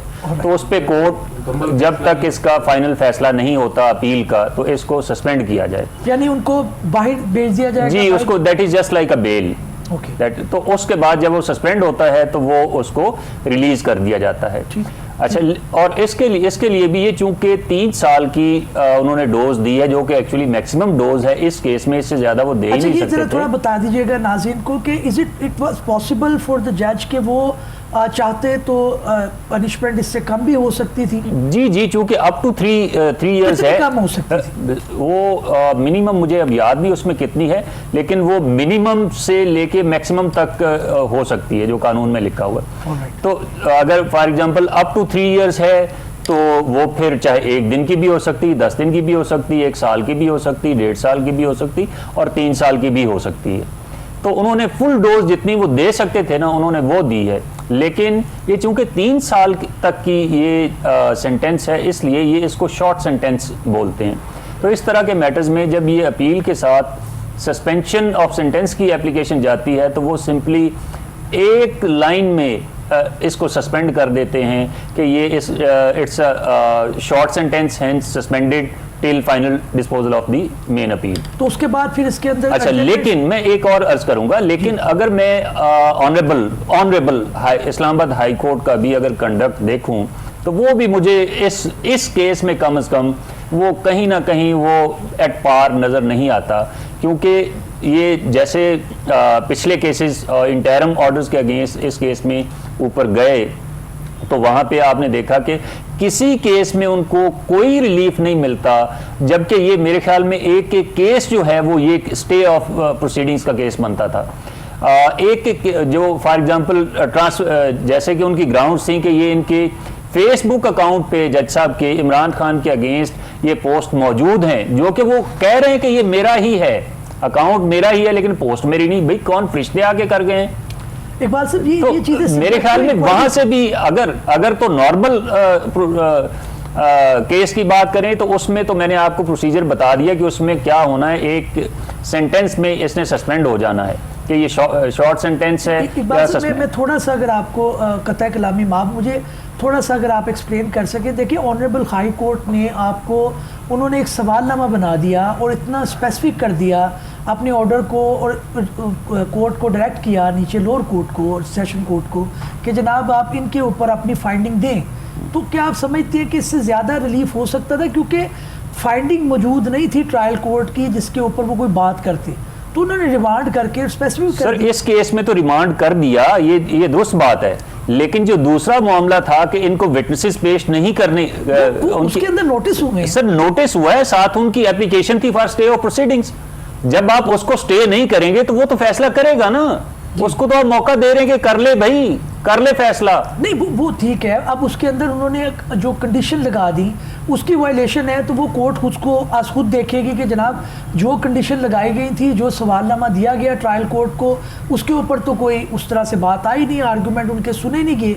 और ये भी नाज़रीन को बताइएगा, बल्कि मैं ये सवाल काशिफ बशीर साहब की तरफ लेके जाऊँगा। काशिफ, मुझे आप ये बताएं कि अब कोर्ट ने, जो ऑनरेबल इस्लामाबाद हाई कोर्ट ने स्पेसिफिकली उनको एक सवालनामा दिया ट्रायल कोर्ट को कि जनाब आप इसके ऊपर जो है वो अपनी ऑब्जर्वेशन दें, अपनी फाइंडिंग दें, और ये भी कहा गया कि जनाब आप सुने, जो वकला की टीम है, ये लॉयर हैं चेयरमैन पीटीआई, उनको भी सुने। एक कंडीशन तो ख़त्म होगी, उनके वकला पेश नहीं हुए, लेकिन क्या कोर्ट देखेगी कि जो उन्होंने फाइंडिंग दी ट्रायल कोर्ट ने वो अपने पाँव पे खड़ी हो सकती हैं, उनमें इतनी सदाकत या इतनी सकत है कि वो खड़ी हो सकती है, इस बुनियाद के ऊपर भी वो उड़ा दें?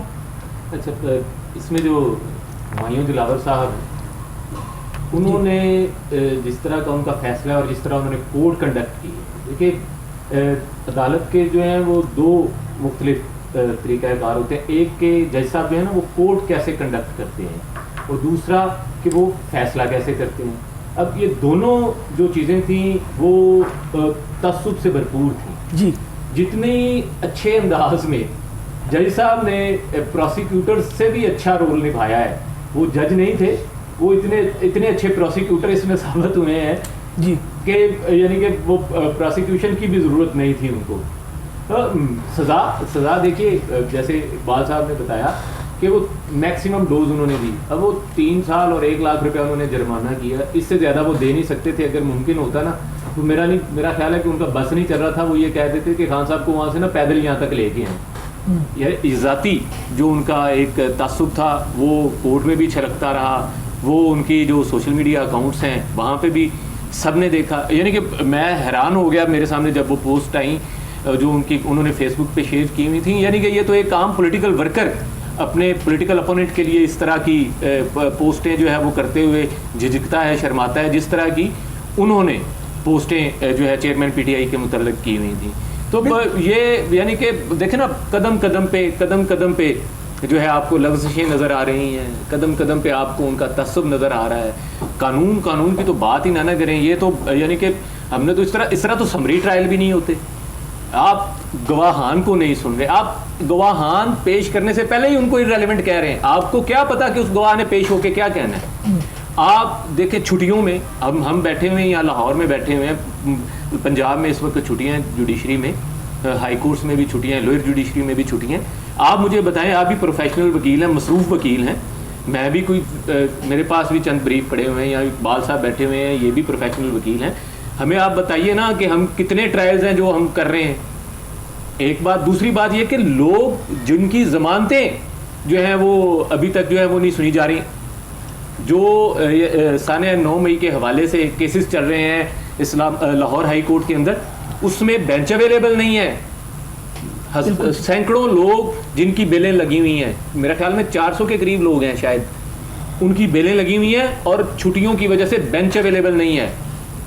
यानी कि आप सोचें ना कि बेल है, अभी तो केस ट्रायल में फैसला होगा ना कि उन्होंने ये जुर्म किया भी है या नहीं, तो बेल की सुनवाई तो मुल्ज़म का हक है ना, उसके लिए आला अदलिया के पास भी जो है वो छुट्टियों की वजह से वक्त मौजूद नहीं है। और वहाँ पे वो डे बाय डे हेयरिंग कर रहे हैं, डे बाय डे नहीं, मिनट बाय मिनट। आज एक दिन के अंदर उनके 6 ऑर्डर शीटें आ रही हैं, ऑर्डर शीट पे उनके ऑर्डर्स आ रहे हैं।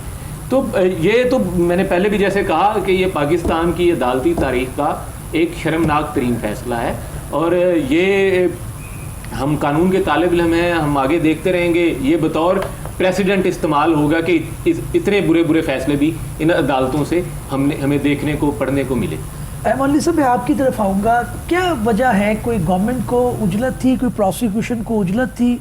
एक इल्ज़ाम तराशी की जाती है कि जनाब उनकी गवर्नमेंट जो है वो ज़ाहिर है अब एक इंटरम गवर्नमेंट आएगी, वो सेटअप आएगा, तो उनको लगा कि ये एक मुनासिब वक्त है, शायद इसके बाद उनको मौका ना मिले। इसमें कितनी सदाकत है? तो आपने बिल्कुल सही फरमाया, ये इसी तरह ही लग रहा है। लेकिन उनकी कोशिश यही है कि अपनी ये गवर्नमेंट जाने से पहले इमरान खान साहब को इस केस में इतना मजबूती से फंसा दिया जाए कि एक आम आवाम, एक आम आदमी है, उसको ये लगे कि यार चेयरमैन पीटीआई तो अब नाहे हो चुके हैं, उनको 30 साल सजा हो चुकी है, उनको 1 लाख जुर्माना हो चुका है, अब तो वो गए। बात यह है कि लगता तो इस तरह ही है कि उन्होंने करने की कोशिश तो यही की है, लेकिन उसके साथ साथ हमें ये भी देखना है कि कानून ये कह रहा है कि, या कानून की मंशा ये है कि ये जल्दबाजी में शायद खुद ही गलती कर गए हैं। क्योंकि मुझे लगता है कि हाई कोर्ट इनको ये बेल भी ग्रांट कर देगी, और ये जो मामला हैं ये इसमें उनको मेरा कहने का मकसद ये है कि इसमें उनको बड़ी भी होने के चांसेस हैं। उसके सब मैं आपकी तरफ दोबारा आऊँगा। अब आप मुझे ये बताएं कि ये जो इमरान खान साहब को, चेयरमैन पीटीआई को रखा गया है जेल के अंदर, ये इनको क्या कानून कहता है? कौन सी क्लास इनको मिलेगी जेल के अंदर? क्या फैसिलिटीज़ इनको मिलेंगी? क्या इनके राइट्स हैं apart from the political revenge? वो आपको पता है पॉलिटिकल पार्टीज आपस में उस तरह से करती रहती है, लेकिन कानून की इम्प्लीमेंटेशन के अगर करवाई जाए या कानून को देखा जाए तो कौन सी क्लासेस, कौन सी फैसिलिटीज़ उनको अवेलेबल होनी चाहिए? सर अगर तो कानून की बात करते हैं तो उसके मुताबिक तो अगर कोई ग्रेजुएट है या उससे ज़्यादा उसकी क्वालिफ़िकेशन है तो उसको बी क्लास दी जाती है। बी क्लास में ये होता है कि आपको एक कैदी दिया जाता है जो आपके काम शाम करता है और आपको अलग बकिया कैदियों से अलग रहता है। बैरिक्स में आपको नहीं रखा जाता, आपको एक अलग जगह दी जाती है, छोटा कमरा हो सकता है, वो जो भी बहरहाल वो सेल हो सकता है, उसमें आपको खाना खुद पकाने की या वो कैदी पका के देता है आपको घर से, मतलब वो राशन वगैरह मंगवा लेते हैं और वो आपको पका के तो आपको खिला देता है। कपड़े धोने की अलग से सर्विस में होता है, सर्विस में होता है वो, he is just like your servant. Okay, तो मुशक्कती कहा जाता है जी। तो वो तमाम फैसिलिटीज़ जो हैं वो उसको दी जाती हैं। इसके अलावा जो अभी लेकिन ये बी क्लास कैदी होने के ऊपर अगर थोड़ी सी तफसील काशिफ से भी पूछते हैं। काशिफ, क्वालिफिकेशन इकबाल साहब ने बताई कि वो ग्रेजुएशन हो, तो उसके अलावा जो है वो इसके ऊपर भी कोई क्लास होती है, नाज़िम को बताइएगा, या इससे नीचे कोई क्लास होती है? थोड़ी सी इसकी तफसील मैं चाह रहा हूँ कि ऑडियंस तक पहुँचे। देखिए, जो जेल मैनुअल है उसके अंदर कैटेगरीज़ हैं कि जो कैदी होंगे उनको किस किस किस्म की सहूलियात मैसर होंगी, उसमें उनका जो उनकी क्वालिफ़िकेशन जिस तरह इकबाल साहब ने बताया वो एक बुनियादी जुज़ है। उसके अलावा उसका कंडक्ट जो है दौरान हिरासत, उसके बारे में भी बताया जाता है। लेकिन देखें वो ये तो टाइम लगेगा, ये देखें ना, ये तो मारूजी चीज़ें हैं ना, ये तो एक बल्कि मारूजी भी नहीं, मफरूज़े पे मुश्तमिल चीज़ें हैं, क्योंकि जब ये जो सज़ा हुई है ये ही सस्टेन होती हुई नज़र नहीं आ रही, तो फिर नहीं। अब देखें, जेल जो है, अदालत जो थी उसमें जो जिस तरह प्रोसिक्यूशन ने केस को लेके चले और जो किया उन्होंने वो तो सबने देखा। आप देखें ना, जेल तो बाकायदा तौर पे इस गवर्नमेंट जो है उसको सुपरवाइज कर रही होगी, तो वो आप क्या समझते हैं कि वो चेयरमैन पीटीआई को किसी किस्म की सहूलतें वहाँ पे दे सकते हैं? यहाँ पे कानून के मुताबिक क्या चलेगा? अब एक मैं मिसाल देता चलूँ।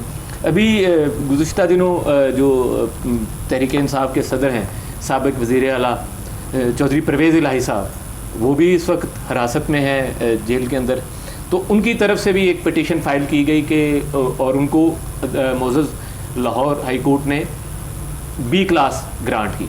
अब वो उसके बाद क्या हुआ, वो आए, उनको बी क्लास उन्होंने ग्रांट दी, उसके अंदर उनको एसी वगैरह, पंखा वगैरह और ये सारी चीज़ें सहूलियात मुयस्सर थी।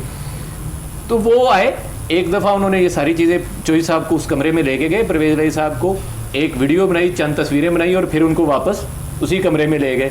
और फिर अदालत ने, मोअज़्ज़ज़ अदालत लाहौर हाई कोर्ट ने उनको तलब किया वहाँ पे इन पर्सन और उनसे पूछा कि क्या आपको ये सहूलियात मुयस्सर हैं? तो परवेज़ इलाही साहब ने जो हकीकत थी वो उनको बताया कि जी आते हैं। और वहाँ पे जो यानी कि जेल के जो हमारे एहलकारान हैं उन्होंने आके वो तस्वीरें बतौर सबूत पेश की, तो परवेज़ इलाही साहब ने इस पर बताया भी कि जी आते हैं, तस्वीरें बना के ले जाते हैं और फिर मुझे वही, यानी एक पंखा तक तो उनको अवेलेबल नहीं था। लेकिन जो चेयरमैन तहरीक इंसाफ है उनके बारे में सारी दुनिया जानती है, वो इंतहाई मजबूता साहब के आदमी हैं, वो यानी कि अब उनकी फ़िज़िकल फ़िटनेस भी अल्हम्दुलिल्लाह बहुत बेहतर है। लेकिन क्योंकि अभी उन पर कातलाना हमला हुआ वज़ीराबाद में, उनको बुलेट्स वगैरह लगी और वो उसके अलावा उनका थोड़ा सा स्टमक का भी इशू चल रहा था।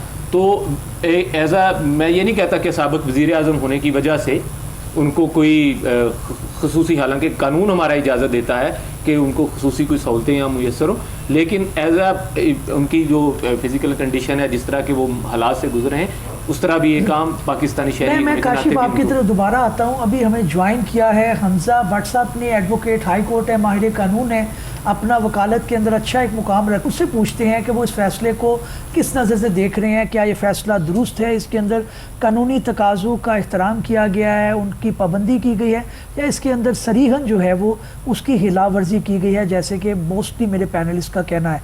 हमजा भट्ट साहब, वेलकम टू द शो। आप मुझे बताइएगा कि इस शो को, इस जो केस को है वो आप किस तरह से देखते हैं? डिसीजन आ चुका है ट्रायल कोर्ट का, आपकी क्या इसके बारे में राय है?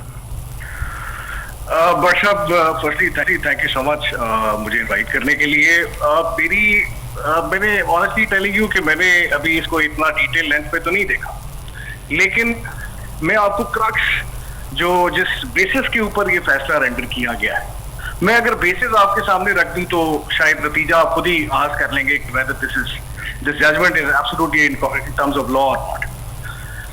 बुनियादी तौर पे हम जब बात कर रहे हैं एक ऐसे शख्स की जो कि पाकिस्तान को रिप्रेजेंट कर रहा है और ही हैड सर्टेन रिस्पॉन्सिबिलिटीज, अगर हम किसी लेमैन की बात भी करें तो हमारा पाकिस्तान का जो इनकम टैक्स का कानून है वो ये पाबंद करता है हर पाकिस्तानी शहरी को कि वो अपनी रिटर्न जब फाइल करे तो उसके अंदर अपने फैक्ट्स को डिक्लेयर करे विद ऑनेस्टी। और अगर कोई ऐसी इनकम या कोई ऐसी कोई एसेट जो आपने डिस्पोज किया है या एक्वायर किया है, वो अगर आप अपनी रिटर्न में नहीं उसको डिक्लेयर करते तो उसके अगेंस्ट कॉन्सिक्वेंसेज हैं। वो कॉन्सिक्वेंसेज प्रोसिक्यूशन से लेकर पेनल्टी से लेकर असेसमेंट तक, ये तीनों चीजों को इंश्योर करते हैं। और इसके लिए आपने फेडरल बोर्ड ऑफ रेवेन्यू को इख्तियार दिया हुआ है कि वो एडमिनिस्टर करे हर उस टैक्स पेयर की डिक्लेरेशन को कि whether it has been filed in terms of law और नॉट। तो बुनियादी तौर पे व्हाट दैट मींस इज कि जब आप एक आम आदमी को सिर्फ एक टैक्स पॉइंट ऑफ व्यू से अगर आप मद्देनजर रख रहे हैं तो उसको अगर इस तरह की एक सीरियस शॉर्ट स्लिप देते हैं, तो फिर यहाँ पर जब हम इमरान खान साहब की बात करते हैं तो अब वो गलती थी, वो एक गफलत थी या इंटेंशनल था, ये तो खैर मैं नहीं जानता, मेरे सामने तो रिकॉर्ड नहीं है। लेकिन अगर ऐसा हुआ है तो फिर उसके कॉन्सिक्वेंसेज यही होंगे। बिल्कुल हमजा भट्ट साहब, एक ज़िमनी मेरा क्वेश्चन है कि आप मुझे बताएं कि इसके अंदर आपने कहा कि सवाबदीदी इख्तियार है, कुछ पेनल्टीज पड़ सकती हैं, कुछ फाइन हो सकता है। इनकम टैक्स के मामले के अंदर कोई इस तरह का ट्रायल आपकी नज़र से गुजरा है पहले? सर देखिए, हमारे कानून के अंदर वाज़िया तौर पे न्यूमरस हम रोज ऐसे केसेस देखते हैं कि जहां पर लोग अपने जब डिक्लेरेशन देते हैं तो उसमें अपनी किसी प्रॉपर्टी का, अपनी किसी गाड़ी का, अपने किसी बैंक अकाउंट का वो उसको डिक्लेयर नहीं कर पाते जी, और वो मिस फ्लो ऑफ इंफॉर्मेशन की वजह से भी कभी हो जाता है, कभी इंटेंशनल भी हो जाता है। और जब ऐसा होता है तो आपको फेडरल बोर्ड ऑफ रेवेन्यू की तरफ से एक बाकायदा कानून है, एक ज़ाब्ता है जिसको फॉलो करते हुए आपको शो कॉज किया जाता है कि भाई हमारे नॉलेज में ये फैक्ट आया है और आप अगर कोई रीजंस एक्सप्लेन, कोई एक्सप्लेनेशन देना चाहते हैं तो आप दे सकते हैं, और अगर वो जस्टिफाइबल नहीं है तो आपके खिलाफ एक्शन लिया जाता है। और मैं अब आपको दोबारा, मैं माजरत के साथ मैं सिर्फ क्विकली 1 मिनट मजीद दूंगा भट्ट साहब। नहीं, आपको अपने साथ रखने, आप खुल के बात करें। मैं आपके सामने वो दोबारा वो सुप्रीम कोर्ट का वो मैटर सामने लाऊंगा जिसमें नवाज शरीफ साहब को डिस्क्वालीफाई किया गया था। उसमें भी एग्जैक्ट सेम सिचुएशन थी, सिर्फ फर्क इतना था कि वहां पे नवाज शरीफ साहब के ऊपर जो सवाल किया गया था वो ये था कि आप एक एफजेटी कैपिटल कंपनी के डायरेक्टर हैं, वो कंपनी आपका बेटा चलाता है, उस कंपनी में आपकी एक सैलरी है, वो सैलरी आपने अपनी रिटर्न के अंदर डिक्लेयर क्यों नहीं की, और जब आप उसको जस्टिफाई नहीं कर सके तो आपको डिस्क्वालीफाई किया गया। एग्जैक्टली सेम मोशन के ऊपर ये केस अब इमरान खान साहब को कटहरे में ले आया।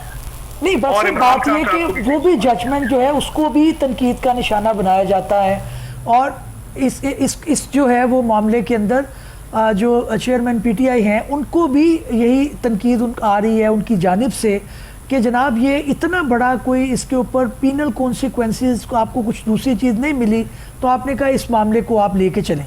तो ये जो तनकीद का जहाँ पे आके स्पेसिफिक एक ऑब्जेक्शन आ रही है, क्रिटिसिज्म आ रहा है, वो इस पॉइंट के ऊपर आ रहा है कि आप सारी कौम को जो है वो इस तरफ लगा रहे हैं। इस पॉइंट के ऊपर क्या किया? बट साहब मेरा ख्याल है ये तो खैर सियासी बातें हैं, आपने अपना इमेज प्रोटेक्ट करना है, आपने एक बड़ी लॉन्ग एफर्ट की है। बार बार खान साहब कहते हैं कि मैं 20 साल की जद्दोजहद, और नेचुरली ऑब्वियसली एक फैसला अगर उनकी सारी मेहनत को ज़ाया कर देगा तो ना तो वो इमरान खान साहब को मंजूर है, ना उनकी टीम को मंजूर है, या उनके जो स्टेक होल्डर्स हैं उनको मंजूर है। तो हम तो बात कर रहे हैं सर लीगल, मैं तो I am not a political person to answer to this question. मैं तो आपको सिर्फ इस पॉइंट पर जवाब दे सकता हूँ कि ये जो फैसला दिया गया है इसके ऊपर एक कानून मौजूद है और वो आज का नहीं है, और उसके ऊपर आपने सवाल किया कि whether there are any precedents available, तो मैंने आपको नवाज शरीफ साहब की भी मिसाल दे दी। आपके पास आम अगर आप मौके पे देखें तो न्यूमरस लोगों के खिलाफ रोज ऐसे फैसले दिए जाते हैं। सिर्फ फर्क इतना है क्योंकि ये पब्लिक ऑफिस होल्डर्स हैं और इनके ऊपर एक डिक्लेरेशन दिया जा सकता है, वो एक आम आदमी पे नहीं दिया जाता, तो naturally they were subject to it. बिल्कुल ठीक। बट साहब हमारे साथ रहिएगा, मैं बात को आगे बढ़ाता हूँ। इकबाल साहब की तरफ आते हैं। इकबाल साहब, फॉर्म बी का जिक्र किया जा रहा है कि आपने एक डेक्लेरेशन देनी होती है at the time of contesting the election कि जनाब ये मेरे एसेट्स हैं, ये मेरे मामलात हैं। इसके ऊपर दूसरे लोगों के ऊपर भी अगर आप बता सके कि कोई कार्रवाई हुई है या ये चेयरमैन पीटीआई अकेले शिकार है?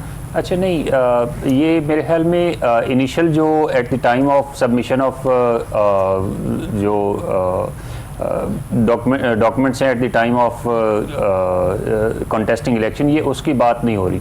ये उससे अगले सालों की 2 सालों की बात हो रही है, 19, 20 और 21। फॉर्म बी जो है आपको हर साल देना होता है? जी, हर साल वो सबमिट करना होता है जी। अच्छा, अब इसमें चेयरमैन पीटीआई का स्टांस ये है कि मैंने हर चीज़ इसमें मेंशन की हुई है। इसकी रसीदें जो मैंने वो भी साथ लगाई हुई जहाँ पे वक्त हुआ एक ब्रेक का, ब्रेक के बाद मिलते हैं। कई का बहुत इंटरेस्टिंग एस्पेक्ट जो है इस डिस्कशन का भी बाकी है। फॉर्म बी क्या है, यही है बुनियादी जड़ जिस पे आगे बात होगी। Stay with us.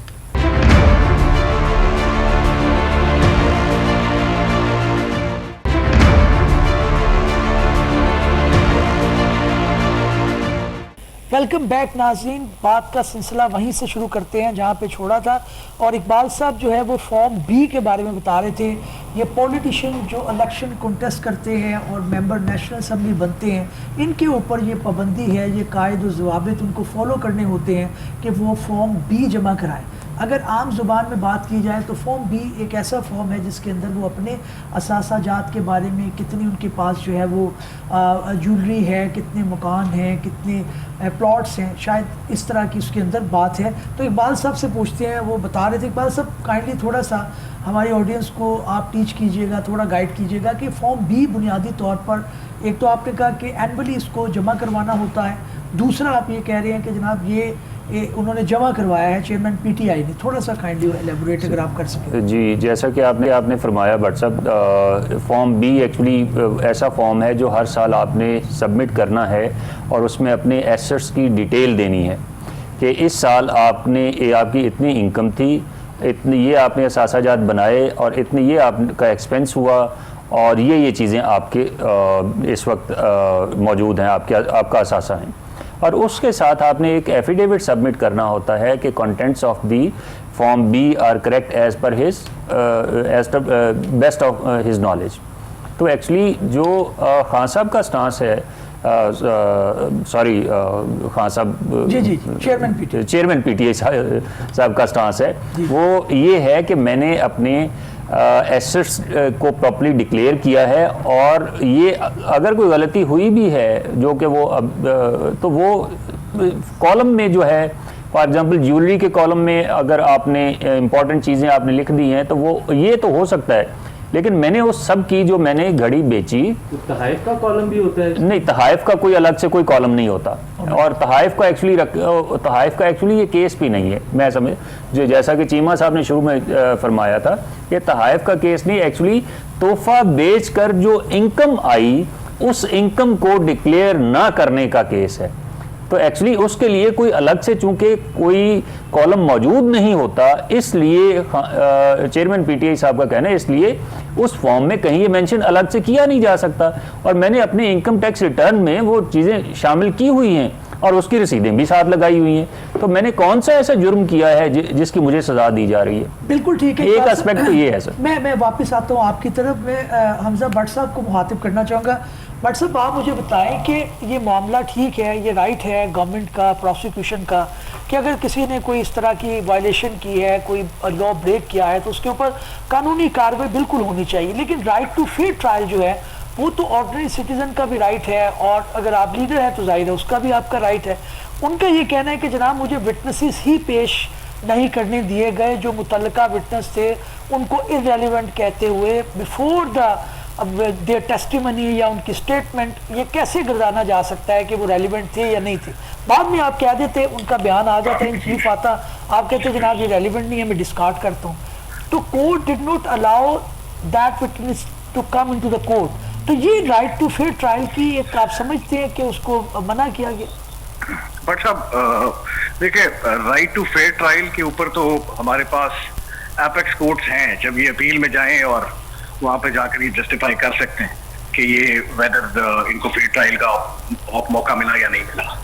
मैं आपको सिर्फ एक चीज जो अभी आप कंटिन्यू कर रहे थे, मैं उसमें सिर्फ एक चीज ऐड करना चाहूंगा। अब हमारे ये जो अभी सर ने एक बड़ी खूबसूरत बात की है कि जिसमें उन्होंने इमरान खान साहब का मौका बयान किया है, बुनियादी तौर पे हमारे जी चेयरमैन पीटीआई हमारे पाकिस्तान के इनकम टैक्स के कानून में भी ये गुंजाइश मौजूद है कि अगर कोई शख्स किसी गलती की बुनियाद के ऊपर अगर वो डिक्लेरेशन के अंदर कोई एसेट अगर डिक्लेयर नहीं कर पाता तो आप जस्टिफाई कर सकते हैं। अगर इनके केस में they had ample opportunities to defend his side और अगर नहीं मिली इनको अपॉर्चुनिटीज तो ये ऊपर जाकर ये एस्टैब्लिश कर दें कि जी ये फैक्ट्स जो हैं वो किसी ऐसी रीजन की वजह से जो इनको प्रिवेंट कर रही थी फ्रॉम डिक्लेयरिंग सर्टेन अमाउंट जो कि इन्होंने उस डिस्पोजल ऑफ एसेट के अगेंस्ट रिसीव की है और अंडर द लॉ वो रिक्वायर्ड थी उसको डिक्लेयर करने में वो नहीं कर सके, तो अदालत इनको लीनियंसी दे सकती है। अच्छा, ये रेमेडी उनके पास मौजूद है। बट सब एक और तनकीद बड़ी जो की जाती है इन्हीं मामलों के अंदर, वो ये कहा जाता है कि चेयरमैन पीटीआई को, क्योंकि जाहिर है वो इस टाइम अपोजिशन में इन अ सेंस हैं कि वो गवर्नमेंट को जो है वो अपोज कर रहे हैं, तो उनको ही निशाना बनाया जा रहा है। उसके लिए ये जो पॉलिटिकल विक्टिमाइजेशन है वो की जा रही है थ्रू द कोर्ट्स। बाकी लोगों पे भी तोशाहाना के एक फहरिस्त मौजूद है किसने क्या क्या लिया। मुख्तलिफ पॉलिटिशियन जो है वो ऑन रिकॉर्ड हैं, वो खुद बता चुके हैं कि उन्होंने किया। तो इलेक्शन कमीशन ऑफ पाकिस्तान क्यों सिंगल आउट कर रहा है चेयरमैन पीटीआई को? बाकी लोग कहाँ पे? सर ये तो आप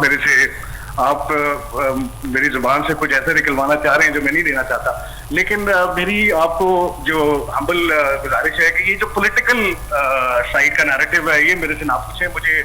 मैं जनरली पूछ रहा हूँ कि कोर्ट में आपका क्या है। जाहिर है बतौर नेशन में हम आगे बढ़ रहे हैं, ये तजर्बात जाहिर है हमारी एक कौम के लिए भी ज़रूरी है, जानना चाहती है कौम कि ये क्या एक मामला है। ये बात ठीक है, जब चेयरमैन पीटीआई गवर्नमेंट में थे तो लोगों के खिलाफ जो है वो राना सनाउल्लाह के ऊपर केस बने, दूसरे लोग थे उनके ऊपर केसेस बने, जो बाद में पता चला कि बिल्कुल एक गलत है। तो ये two wrong doesn't make one right. तो आप इससे तो एग्री करते हैं? सर देखें, चोरी छोटी है या बड़ी है, अगर और भी लोगों ने अगर ऐसा कुछ किया है, कुछ कम किया है, कुछ ज्यादा किया है, तो उनकी हद तक तो शायद अदालतों में कोई ऐसी कंप्लेंट्स नहीं आई। लेकिन अगर आप चेयरमैन पीटीआई की उस एक्ट को बड़ी चोरी समझ लें, छोटी चोरी समझ लें, गफलत समझ लें, अदालत में कंप्लेंट गई है और उसकी मोशन के ऊपर अदालत ने अपने फैक्ट्स, साहब अदालत में कंप्लेंट जो है वो इलेक्शन कमीशन की तरफ से है। मैं और आप तो डिसीजन नहीं दे सकते जी, मैं और आप एक जरगा लगाकर वहां पे तो ये फैसले नहीं कर सकते। तो एक लॉ है, उसके अकॉर्डिंगली एक अदालत के पास ये इख्तियार है। अगर कोई समझता है कि किसी और शख्स ने भी ऐसे एक्ट परफॉर्म किए हैं तो ये कहना तो नामुनासिब है कि जी उसने भी की थी तो मुझे उसको तो कुछ नहीं कहा गया और मुझे इन्होंने डिस्क्वालीफाई कर दिया। मेरा ख्याल है ये गैर मुनासिब। मैं बट साहब आपकी तरफ दोबारा आऊँगा, प्लीज स्टे विद अस। मैं काशिफ बशीर साहब से पूछता हूँ। काशिफ बशीर साहब, कानून के अंदर सब कुछ लिखा हुआ है और लगता भी है कि कानून के मुताबिक हो रहा है, फिर ये वावेला किस चीज़ का है? ये क्या मसला है, क्या इसके अंदर हो गया है? अच्छा, अगर वायलेशन कोई हो गई है या की है तो उसकी फिर खुमियाजा तो पीटीआई। अच्छा, सबसे पहली बात ये कि ये इलेक्शन कमीशन की तरफ से कंप्लेंट जो है वो फाइल की गई है और इलेक्शन कमीशन में को पता नहीं क्यों सिर्फ और सिर्फ चेयरमैन तहरीक इंसाफ ही नज़र आए हैं इस सारे मामले में। पता नहीं क्यों, वो सबको पता है, पूरी कौम जानती है इलेक्शन कमीशन का अपना भी जो कंडक्ट रहा है। बाकी जो पार्लियामेंटेरियंस थे उनके नाम भी आए हैं। जो हाई कोर्ट ने फहरिस्त मंगवाई थी, मुअज़्ज़ज़ अदालत लाहौर हाई कोर्ट ने यहाँ पर जो तोशाखाना से जिन लोगों ने तहाइफ लिए उनकी एक लंबी फहरिस्त आई थी, तो वो भी पूरी कौम ने देखी। उनमें से कितने लोग इस वक्त पार्लियामेंट में मौजूद हैं ये आप भी जानते हैं, मैं भी जानता हूँ, सारी कौम जानती है। तो वो कौन सी वजूहात थी कि इन्होंने इलेक्शन कमीशन ने एक फ़ैसला किया कि जी सिर्फ और सिर्फ चेयरमैन तहरीक इंसाफ जो है ना, इनके खिलाफ हम कंप्लेंट फाइल करेंगे। वो अच्छा काशिफ, मुझे आप ये बताएं कि ज़िमनी एक सवाल है, अगर ये ट्रायल जो है वो बाद में डिस्कार्ड हो जाता है, एक्विटल मिल जाती है चेयरमैन पीटीआई को, तो लॉ के अंदर कोई ऐसी प्रोविजन मौजूद है कि जो कंप्लेनेंट है उनके ऊपर कोई फ़ाइन हो सके? क्योंकि इंटरनेशनली तो हम ये देखते हैं कि अगर ए ने बी के ख़िलाफ़ कोई गलत मुकदमा किया है, कोई झूठा मुकदमा किया है, तो कोर्ट उसके अंदर बीए को फिर फाइन भी इम्पोज करती है, फिर सज़ा भी देती है। हमारे यहाँ पे हमारे कानूनी निज़ाम के अंदर ये सिस्टम क्यों उस तरह से बढ़ोतरी नहीं पा सका, क्यों आगे नहीं बढ़ सका? एक केस होता है, ख़त्म हो गया, कोई डेटरेंस ही नहीं है, 100 केस कर दें आप किसी के खिलाफ, वो चलेंगे? नहीं, कानून हमें जो है ना ये सहूलत मुहैया करता है कि अगर आपके खिलाफ कोई झूठा मुकदमा या झूठी कंप्लेंट फाइल की जाए तो आपके पास हक है कि आप उनके खिलाफ कार्रवाई कर सकें। और कानून में बाकायदा मेरे ख्याल में 184 है क्या है सेक्शन शायद, उसमें ये चीज़ जो है वो दी भी गई है जी। हाँ, 182। लेकिन वो यहाँ पे मुझे नहीं अच्छा, लगता नहीं, मैं कि- वो ओवरऑल वो बात कर रहे उसके अंदर भी आपको पता है कि वो यहाँ पे तो नहीं होगा, लेकिन उसके अंदर भी ये है कि वो कंसर्न्ड एसएचओ उसके ऊपर इनिशिएट कर सकता है। मैं हैं। वो एक तरीका दिया गया है, मैलिशियस एक प्रोसिक्यूशन की रेमेडी मौजूद है, मैलिशियस प्रोसिक्यूशन की, लेकिन उसमें भी ये है कि अगर फाइंडिंग ये आए, चाहे वो इन्वेस्टिगेशन में आए या इंक्वायरी में आए या ट्रायल में आए कि वो मेलाफाइडे थे, तो सिंपली एक्विटल की बेसिस पे आप मैलिशियस प्रोसिक्यूशन पे नहीं जा सकते। जो हाई कोर्ट सुप्रीम कोर्ट में जो लॉ डेवलप हुआ है उसके मुताबिक ये है कि अगर तो मेलाफाइडे साबित हो जाए उस कंप्लेनेंट की जी, मेलाफाइडे से मतलब बदनीयती कंप्लेनेंट की तरफ से अगर इस केस में अगर आप देखें चेयरमैन पीटीआई के, तो आपको मेलाफाइडी उसके अंदर कोई नजर आती है? ये कूट के भरी हुई है जी, ये तो मेलाफाइडी का जैसे आप में बहुत मासूमाना सवाल कर रहे हैं। नहीं, मैं तो आपसे सवाल कर रहा हूँ। हमजा भट्ट साहब, आप बताइएगा, ये अगर मामला किसी करवट जाता है तो क्या इसके अंदर मिलिशियस प्रोसिक्यूशन का केस चल सकता है? वो क्या होती है, थोड़ा सा अगर आप एक्सप्लेन कर सकें, क्योंकि आप उस्ताद भी हैं। एक तो आप ये बताएं कि उसके अंदर असर नो ट्रायल चलेगा या इसी केस के अंदर आप डिसाइड करते हैं? सर देखिए, पहली बात ये है कि मुझे नहीं लगता कि ये मलेशियस प्रोसिक्यूशन का केस है। मलेशियस प्रोसिक्यूशन तो वहां पर होती है जहां पे आप, ये तो डिस्क्रिमिनेशन की बात हो रही है। यहाँ पर तो ये बात हो रही है कि सिर्फ इमरान खान साहब के खिलाफ ही मोशन जो है वो किया गया, किसी और शख्स के खिलाफ नहीं किया गया, डिस्पाइट द फैक्ट कि हमारे पास पब्लिकली बहुत से ऐसे लोगों की इंफॉर्मेशन आई, डिफरेंट मीडिया चैनल्स पर भी उनका जिक्र किया गया, लेकिन उनके खिलाफ एक्शन नहीं लिया गया। तो मेरा ख्याल है उसकी हद तक हमारे पास रेमेडी मौजूद है। एज अ पाकिस्तानी हम हर एक शख्स के पास ये इख्तियार मौजूद है कि वो इस पर्टिकुलर मोशन को लेकर जा सकता है किसी लीगल चैनल से। लेकिन मलेशियस प्रोसिक्यूशन बुनियादी तौर पे बेसिकली क्या है?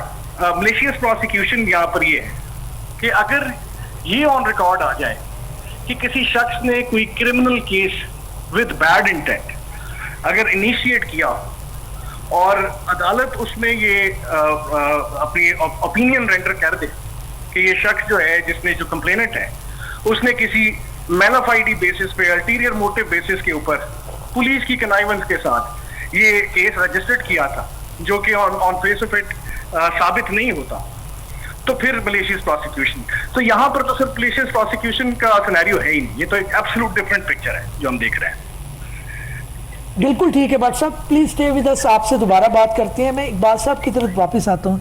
इकबाल साहब, अब होने क्या जा रहा है? आप क्या इसके अंदर समझ रहे हैं कि ये इसी तरह से जो है वो कोर्ट्स के अंदर मामला रहेगा, और या फिर इसके अंदर जो है वो कोई आप समझते हैं कोई आगे मामला चढ़ेगा और जो चेयरमैन पीटीआई हैं उनको दोबारा इलेक्शन की तरफ आना पड़ेगा, क्योंकि फिलहाल तो उनको डिस्क्वालीफाई कर दिया गया? बट साहब, मेरी जो अंडरस्टैंडिंग है वो थोड़ी सी यूँ समझे कि मेरा पिछले कुछ अरसे में मुतालिया पाकिस्तान जो है ना वो कुछ ठीक हुआ है। वो इस तरह से कि जो मुतालिया पाकिस्तान हम पढ़ते थे ना, वो मुझे लगता है कि हमें गलत पढ़ाया गया है। देखें, अगर आप जब पाकिस्तान बना तो उसके बाद सबसे पहले कॉन्स्टिट्यूंट असेंबली थी, उसमें कॉन्स्टिट्यूशन बना, तो उसके कुछ अरसे बाद जो है एक शख्स उठता है और वो आप भी जानते हैं, वो कॉन्स्टिट्यूशन को रद्दी की टोकरी में डालता है और उसके बाद जो है वो खुद आमिर बन के बैठ जाता है, चीफ मार्शल एडमिनिस्ट्रेटर बन जाता है। उसके बाद वो नया कॉन्स्टिट्यूशन लेके आता है और उसमें प्रेसिडेंशियल फॉर्म ऑफ गवर्नमेंट आ जाती है, और उसके बाद उसी के अंडर वो 1967 में इलेक्शन करवाता है और उसके अगेंस्ट फातिमा जिन्ना, जो कि फाउंडर ऑफ पाकिस्तान की बहन हैं, और उसके साथ मुजीबुर रहमान खड़ा होता है उसको सपोर्ट करने के लिए, उसके साथ बाचा खान खड़ा होता है। और फातिमा जिन्ना को वो जो है गद्दार डिक्लेयर करने के करीब अगर किया नहीं तो ऑलमोस्ट जो है वो कहा गया कि वो गद्दार हैं। अब या फातिमा जिन्ना कैसे गद्दार हो सकती हैं, या समझते हैं? तो मैं ये कहने की कोशिश कर रहा हूँ कि इस मुल्क में क्या क्या कुछ नहीं हुआ। उसके बाद 1970 के इलेक्शन हुए, मीनवाइल अयूब खान को एक, मैं वो वर्ड नहीं कहना चाहता, वो कहा गया तो उन्होंने हुकूमत छोड़ दी और याह्या खान के हवाले करके चले गए। और याह्या खान और भुट्टो साहब ने मिलके उन्होंने अगला 70 का इलेक्शन में उनकी 160 से ज़्यादा सीटें थीं मुजीबुर रहमान की मशरक़ी पाकिस्तान और इधर की मिला के, इधर से तो बहुत कम थी लेकिन उधर की तो वो इधर जो थी जी मजबूरी तौर पे तो डेफिनेटली ऑलमोस्ट 2/3 पे वो खड़े थे। तो इधर मुझे सिर्फ 2 मिनट दे दें, मैं मुतालिया पाकिस्तान ना वो आपका भी ठीक करना चाहता हूँ कि इस मुल्क के साथ आज तक हुआ क्या है और अब ये केस क्यों किए जा रहे हैं, 200 से ज़्यादा केसेस क्यों किए गए, मैं जिनमें से एक तोशाखाना केस भी है। अच्छा, उसके बाद उनकी सीटें ज़्यादा थी ओवरऑल, इनकी 67 थी या 62 थी भुट्टो साहब की। उन्होंने याह्या खान के साथ मिलके उनको मुजीबुर रहमान को नहीं बनाने दी गवर्नमेंट और अल्टीमेटली मशरक़ी पाकिस्तान अलग हो गया। और उस दौरान जो है वो मुजीबुर रहमान के साथ क्या क्या किया गया वो आपकी सोच है कि उनको मियाँ वाली जेल में रखा गया और उनकी कब्र तक उनके सामने खोद दी गई, ये तारीख का हिस्सा है। उसके बाद चलें जी, उसके बाद भुट्टो नहीं उसके बाद नहीं, सुन लें सर मुझे सिर्फ एक मिनट दे दें। उसके बाद क्या हुआ कि भुट्टो साहब किसी तरह चले, उन्होंने गवर्नमेंट बना ली। नहीं मैं हट नहीं रहा, मैं हट बिल्कुल भी नहीं रहा। उसके बाद भुट्टो साहब की हुकूमत आ गई, वो चले एक पॉलिटिकल जो प्रोसेस था वो स्टार्ट हुआ, उन्होंने नया कॉन्स्टिट्यूशन लेके आए 73 का जो आज तक चल रहा है। और उसके बाद क्या हुआ, एक और शख्स उठता है और वो उनको हटा देता है, यानी कि पॉलिटिकल सिस्टम को कभी चलने ही नहीं दिया गया। उसके बाद वो 3 महीने के लिए कह के आते हैं और 10 साल तक जब तक वो तैयारा हादसे केस में मर नहीं जाते तब पंच लाइन ये है कि जो इससे पहले जो लोग नहीं चाहते थे कि यहाँ पॉलिटिकल सिस्टम ग्रो करे, आज भी वो पॉलिटिकल सिस्टम को ग्रो नहीं होने दे रहे। वजह मैं बताता हूँ ना, इसलिए चेयरमैन पीटीआई भी इसका हिस्सा रहे, उन्होंने भी पॉलिटिकल विक्टिमाइजेशन की, उन्होंने भी लोगों के ऊपर मुकदमात बनाए। तो किस सर उन्होंने नहीं बनाए, यही तो आपकी गलतफहमी है। इकबाल साहब वो उस टाइम अपोज करने का था जब आप सर देखें, अपोज ना करना इज समथिंग एल्स, लेकिन आप ये कहें कि उन्होंने केसेस बनाए, आपको नहीं पता कि ये राना सनाउल्लाह पे केस किसने बनाया था? काशिफ से पूछते हैं, आपको नहीं पता? सर एक सेकंड, मुझे सिर्फ 1 मिनट दे दें। आपको नहीं पता कि राना सनाउल्लाह पे केस किसने बनाया था? नहीं बात यह कि इन्होंने, आपको नहीं पता? आपको इकबाल साहब इनकी गवर्नमेंट थी, ये उठ के खड़े होकर कहते जी केस हमने नहीं बनाया। रोतू शहरियार अफरीदी साहब उनके जो उस टाइम के मिनिस्टर थे रेलिवेंट, ये बात दुरुस्त है आपकी, ये बिल्कुल नहीं, ये चीज है ना, ये बात दुरुस्त है आपकी। कलमा हक कहने की इस वक्त भी असल बात ये है कि कुछ हलकों को ये मुनासिब नहीं लग रहा कि इमरान खान 2/3 मेजॉरिटी के साथ अगली गवर्नमेंट बनाए और उनके साथ कोई बेसाखी ना हो जिसको वो जब चाहें खींच लें। इस वजह से मैं वापस मौजू की तरफ इसलिए 200 से ज्यादा केसेस बनाए गए और ये अरेस्ट करना और तोशाखाना का केस बनाना भी that is one of the reason कि ये इनको पॉलिटिकली डैमेज किया जाए। मैं आपकी तरफ दोबारा आता हूँ। हमजा भट्ट साहब, आपको भी शामिल करूंगा गुफ्तगू में। अब आप बताएं कि ओवरऑल जो है वो पिटिशन एक फाइल होने जा रही है जिसके अंदर सस्पेंशन भी होगी। क्या आप समझती हैं कि मामला तवालत पकड़ जाएगा और चेयरमैन पीटीआई को जो है वो इलेक्शन से बाहर रखा जाएगा या फिर वो इलेक्शन के अंदर इन हो सकती है?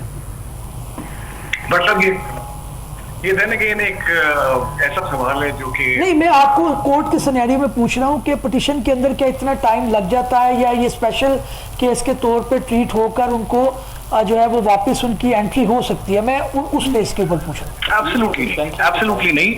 मेरा क्योंकि मतलब हम सब यहाँ पर लीगल एक्यूमेंट रखते हैं और एक तजर्बा रखते हैं इस डोमेन में, क्योंकि ये मैटर ऑफ पब्लिक इंपॉर्टेंस हो सकता है अदालत के पर्सपेक्टिव में। आगे अगर ये एस्टैब्लिश कर जाए कि भाई देयर हैज बीन समथिंग, अगर कोई इलीगल कोई एस्पेक्ट अगर उसके अंदर दिखा देते हैं और अदालत उससे कन्विंस्ड हो जाती है तो वो कोर्ट अपने पेस के ऊपर उसे चला सकती है। बिल्कुल ठीक है बात साहब, बिल्कुल ठीक। बिल्कुल ये ठीक तो है। एक एब्सोल्यूट ऐसा मैटर है जिसमें अनसर्टेनिटी इन्वॉल्व है और उसमें बहुत सारे फैक्टर्स देखे जाते काशिफ हैं। काशिफ की तरफ जाऊंगा। Kashif, final words before I conclude the program. Iqbal साहब ने थोड़ी सी मुतालिया पाकिस्तान की हमें जो है वो ट्यूशन दी है। आपके प्रोग्राम और इस मौजू से रेलिवेंट एक बात इससे मुतल्लिक़ करना चाहता हूँ। बतौर कानून के तालिब इल्म के, मेरा प्रोफेशन ये है, नहायत बदकिस्मती और शर्मिंदगी से मैं ये बात कह रहा हूँ कि जब जब भी पाकिस्तान में आइन को, कानून को रिज़र्व किया गया, रोंदा गया, तो बदकिस्मती से हमारी अदलिया उसमें आलाकार बनी। और खुदा करे कि हमारी अदलिया जो है वो इस चीज़ से सबक सीखे और अभी भी और आइंदा मुस्तकबिल में भी जो फ़ैसले हैं वो बग़ैर किसी दबाव के कानून और आइन की मंशा के मुताबिक किए जाएं, तो शायद पाकिस्तान के हालात, शायद नहीं यकीनन पाकिस्तान के हालात बेहतर हैं। बिल्कुल ठीक। एक चीज़ जी जी थोड़ी सी, और इससे बड़ा अलमिया ये है कि हमारी कहीं पे इस कौम की बतौर नेशन कहीं पे सुनवाई नहीं है। उस पे मैं नूरजहां जो कि मकबरा नूरजहां के हवाले से, ये नूरजहां सिंगर नहीं, जो दूसरी नूरजहां जी जी बेटी बीवी थी उसकी, तो उसका एक बड़ा मशहूर व मारूफ शेर है।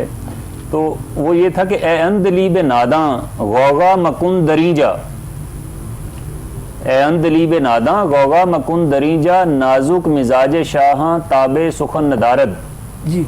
तो हम जितनी मर्जी फरियाद कर लें, ये हमारे जो करता धरता हैं, जो साहिब इख्तियार हैं, उनके कान पर जूं तक नहीं रेंगेगी और वो इसी तरह करते रहेंगे और इस मुल्क में कभी भी जमहूरियत को पनपने नहीं देंगे।